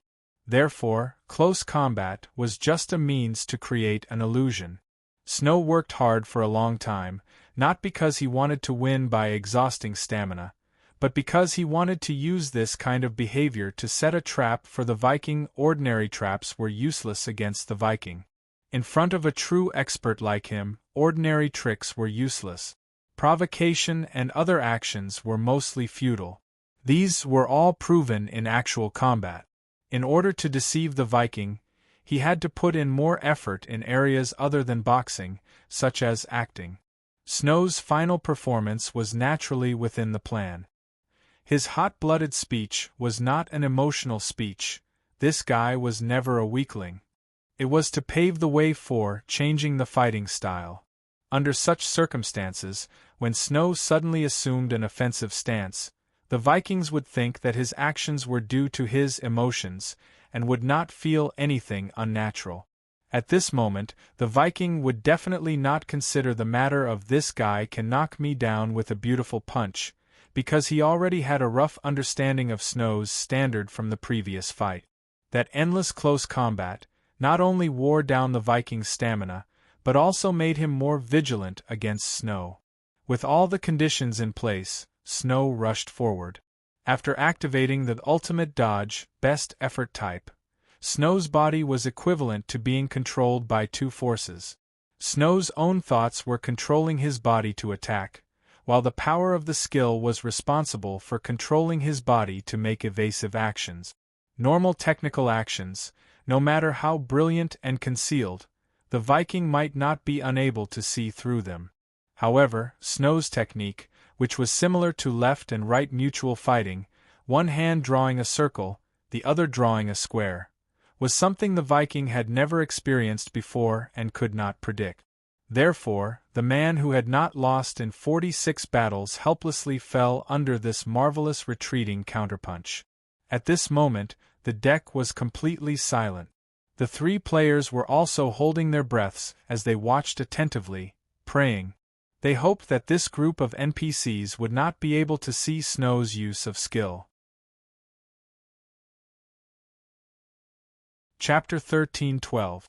Even though the effect of the ultimate dodge, best effort type, title was a little ridiculous, strictly speaking, it was still a causality skill. When it was activated, it did not release any external energy or obvious special effects. After the Viking fell to the ground, at least among the NPCs present, none of them could see the problem with it. Thus, the players successfully deceived the NPCs. At this point in time, they had already completed 2 of the 3 side missions. As for the remaining mission, help Blackbeard find his old subordinates on Devil's Maw Island. They would have to wait until they reached the island. Before the boxing match ended, it was already dusk. After the match, the sun was about to set. However, there was no such thing as sleeping at night when sailing at sea.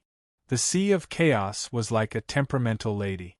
Regardless of day or night, you had to be prepared to deal with her various moods. Otherwise, you would have to pay a terrible price. Thus, even when night fell, the pirates only slowed down slightly. Everything else was basically the same as during the day. Just like that, the Queen Anna's Revenge continued to move forward in the night.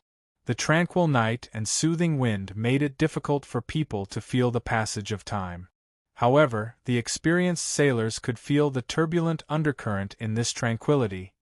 The night was getting darker, but the view of the sea was better than in the evening.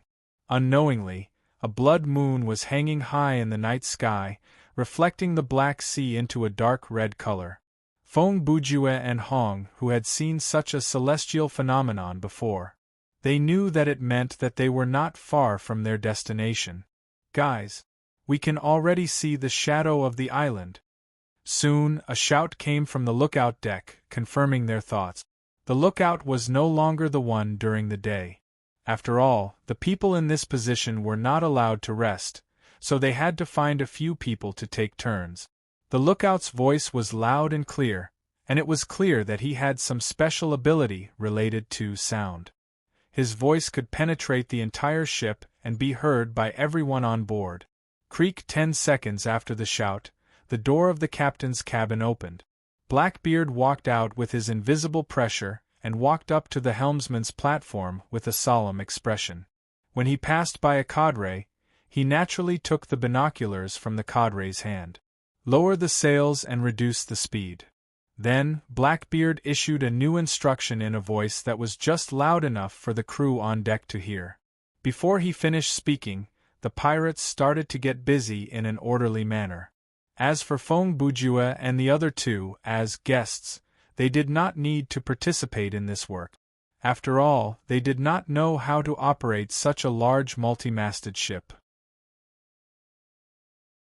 Thus, the 3 of them who had nothing to do gathered at the bow of the ship and used their superior eyesight to look into the distance. As expected, the landscape has changed a lot. Hong, who was, after all, an archer. His S-rank marksmanship was more useful than binoculars in certain situations. He could already see the trees on the island.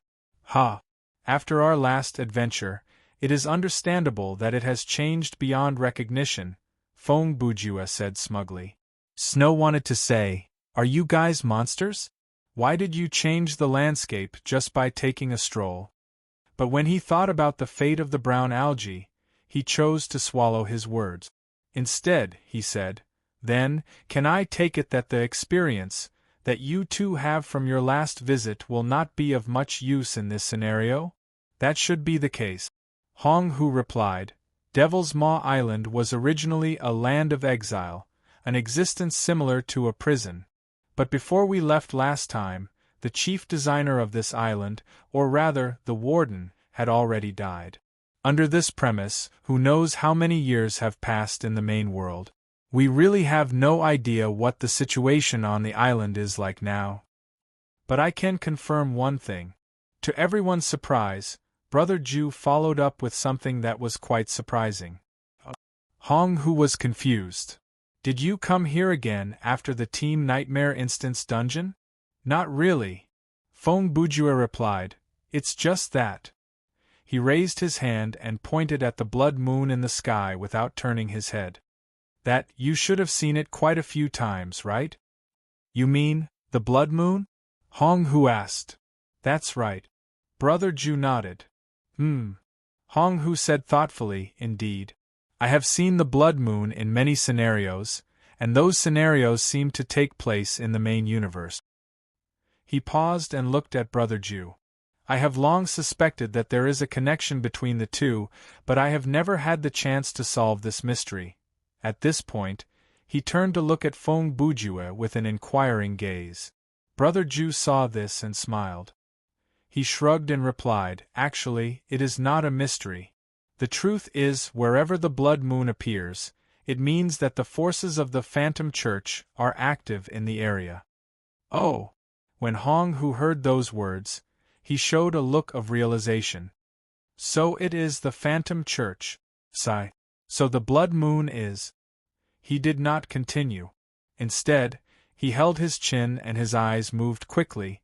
It looked like the key information given by Feng Bujue helped Hong Hu solve a series of problems. He needed a certain amount of time to stitch together the many fragmented clues in his mind. Brother Ju and Snow were smart people. They knew what Hong Hu's reaction meant, so the two of them did not disturb him and just waited silently. After about 3 minutes, Hong Hu smiled awkwardly and said, "Sorry, my brain is a little slow. It's okay." Feng Bujue immediately followed up with a compliment that was very characteristic of the Feng family. In this day and age, having a brain is already rare and commendable. It is meaningless to be demanding for speed. The moment these words entered his ears, Hong Hu narrowed his eyes and gave Brother Ju a sidelong glance. "Do you know? Every time I come into contact with you, it is a good opportunity to test how much I have grown." Heh!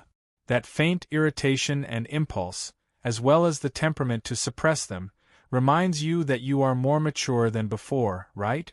Feng Bujue summed it up quite accurately. How about we talk about the Phantom Church? Hong Hu did not intend to continue the conversation with the other party on that topic. "Sure," Feng Bujue said, "I can be considered one of the 3 big bosses of this organization. If there is anything you don't understand, just ask. I will answer you selectively according to my mood and the value of the information." Beep! In the next second, Hong Hu made a muted sound from his mouth. It seemed that his agitation had brought out some discordant tone particles. "What's wrong? Is that church very powerful?" Snow, who did not know the truth, asked curiously when he saw Hong Hu lose his composure. The Phantom Church is a secret society in the main universe founded by 3 world elites whose strength is second only to the 4 pillar gods. The number of believers, specific goals, overall combat strength, and so on are all unknown. Hong Hu explained.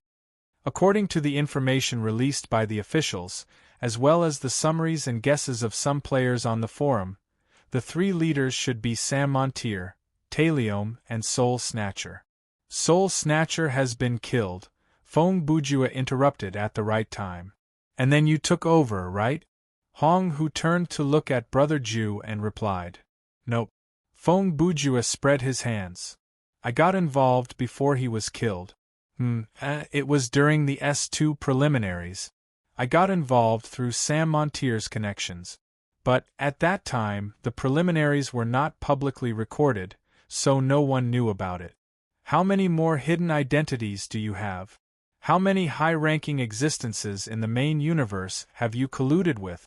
Speaking of which, you can even call the war demon. What the hell are you doing?" Hong Hu adjusted his glasses and asked a few questions that were close to sarcasm. He also knew that this kind of information was not easily divulged. However, Feng Bujue was an unpredictable person. At that moment, Brother Ju actually replied in a very relaxed tone, "If you want to ask this." He paused for half a second and continued, "Let's put it more broadly. Now, all the high-ranking forces in the main universe, except for the War Demon and Blackbeard, are basically my little beep."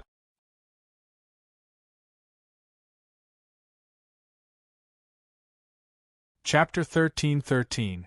The ship slowly sailed into the sea where Devil's Maw Island was located. The island, which was covered by the purple fog and had an unknown size, had now fallen apart. From afar, pieces of debris of different sizes could be seen dotting the surface of the sea, exposed to the light of the blood moon. Captain, the terrain ahead is too complicated. We can't sail any further. When the Queen's Revenge, which had lowered its sails and slowed down, approached the debris of the island, the lookout shouted at Blackbeard again. Blackbeard's reaction was also very decisive. After hearing the lookout, he gave an order almost without hesitation. Drop anchor. After all, it was a festival mode with rewards. The difficulty of the players was very different from when they queued up for the Team Nightmare dungeon. The last time they came to Devil's Maw Island, Fong Bujue and Hong, whose levels were only a little higher than the current snow, and their combat power was obviously not as strong as the high-level NPCs on the island. Moreover, the poisonous purple fog completely covered the sky above the island. Not only did it limit the player's ability to control the air, but it also added a debuff that causes discomfort, such as hunger, thirst, fatigue, pain, and so on, to a high degree. If not relieved, it will cause a sharp drop in all values. Worse still, the system constantly issued stage missions that directly erased if you can't complete it. But now that they had landed on the island, the situation was very different. Not to mention how much the combat power of Brother Ju and Hong who had increased, and not to mention how much trouble the dispersal of the poisonous fog would save everyone, the most important point was that the entire Blackbeard Pirates was now in an alliance with the players. To put it more bluntly, there was a whole ship of powerful cannon fodder for Brother Ju and the others to use. Garlic, Godfrey, Marty. As soon as the ship came to a stop, Blackbeard, who was on the helmsman's platform, glanced at the deck and then ordered the three of them.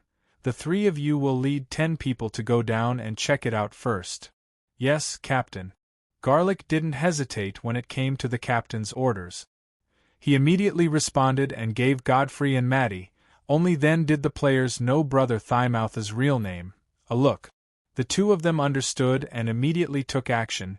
They were so efficient in their work that, in 3 minutes, Garlic and Godfrey had prepared the boats for landing, and Matty selected from the crowd 10 of the most junior sailors on board.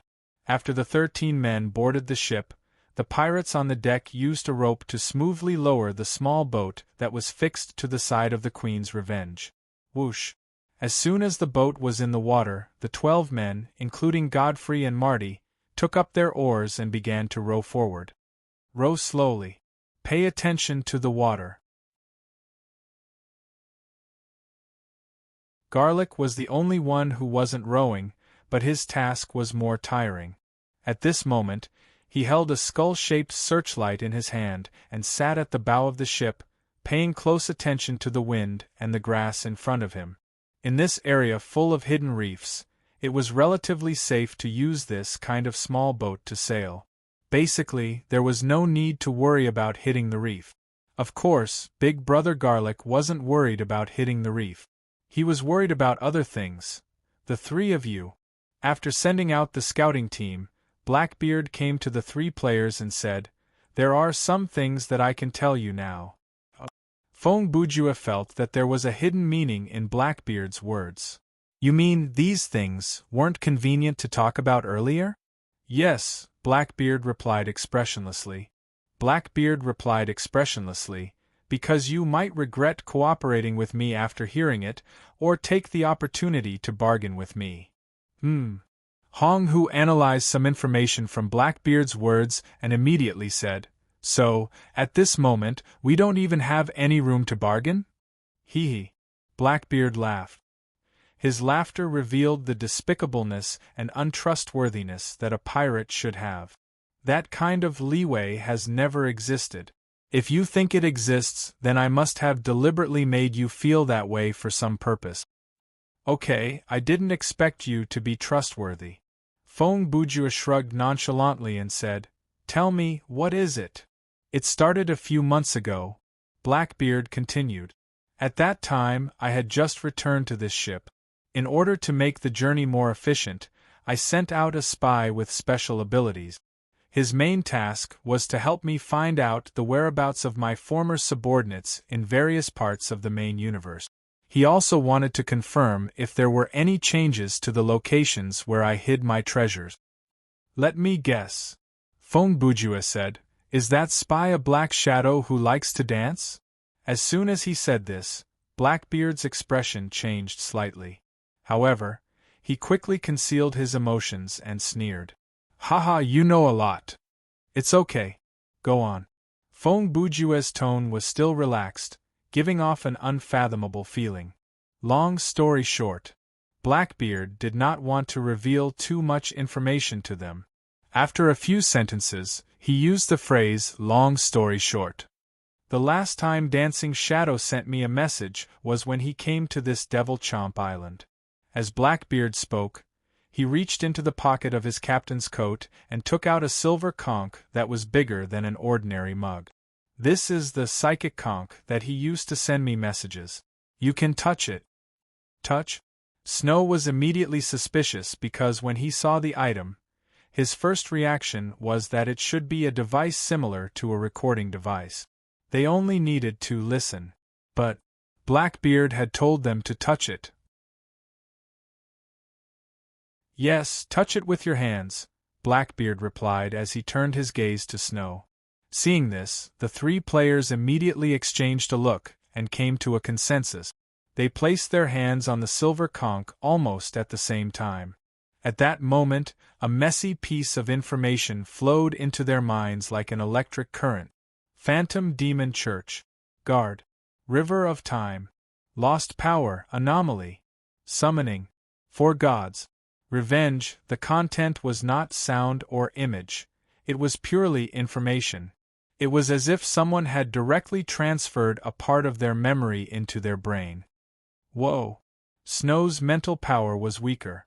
After he received the message from the psychic conch, he staggered and almost fell. Feng Bujue and Hong who could still stand, but they did not place their hands on the conch for too long because they could feel that this thing had the property of mental corruption. Several seconds later, Feng Bujue looked at Blackbeard and tossed out a rather constructive question. "How long has it been since the last time Dancing Shadow sent you a message?" Blackbeard's answer was, "Long enough, so long that I do not wish to see him again." That you're tuning in to the Phoenix Knights YouTube channel. Don't forget to subscribe and join us on this journey to catch the most captivating stories.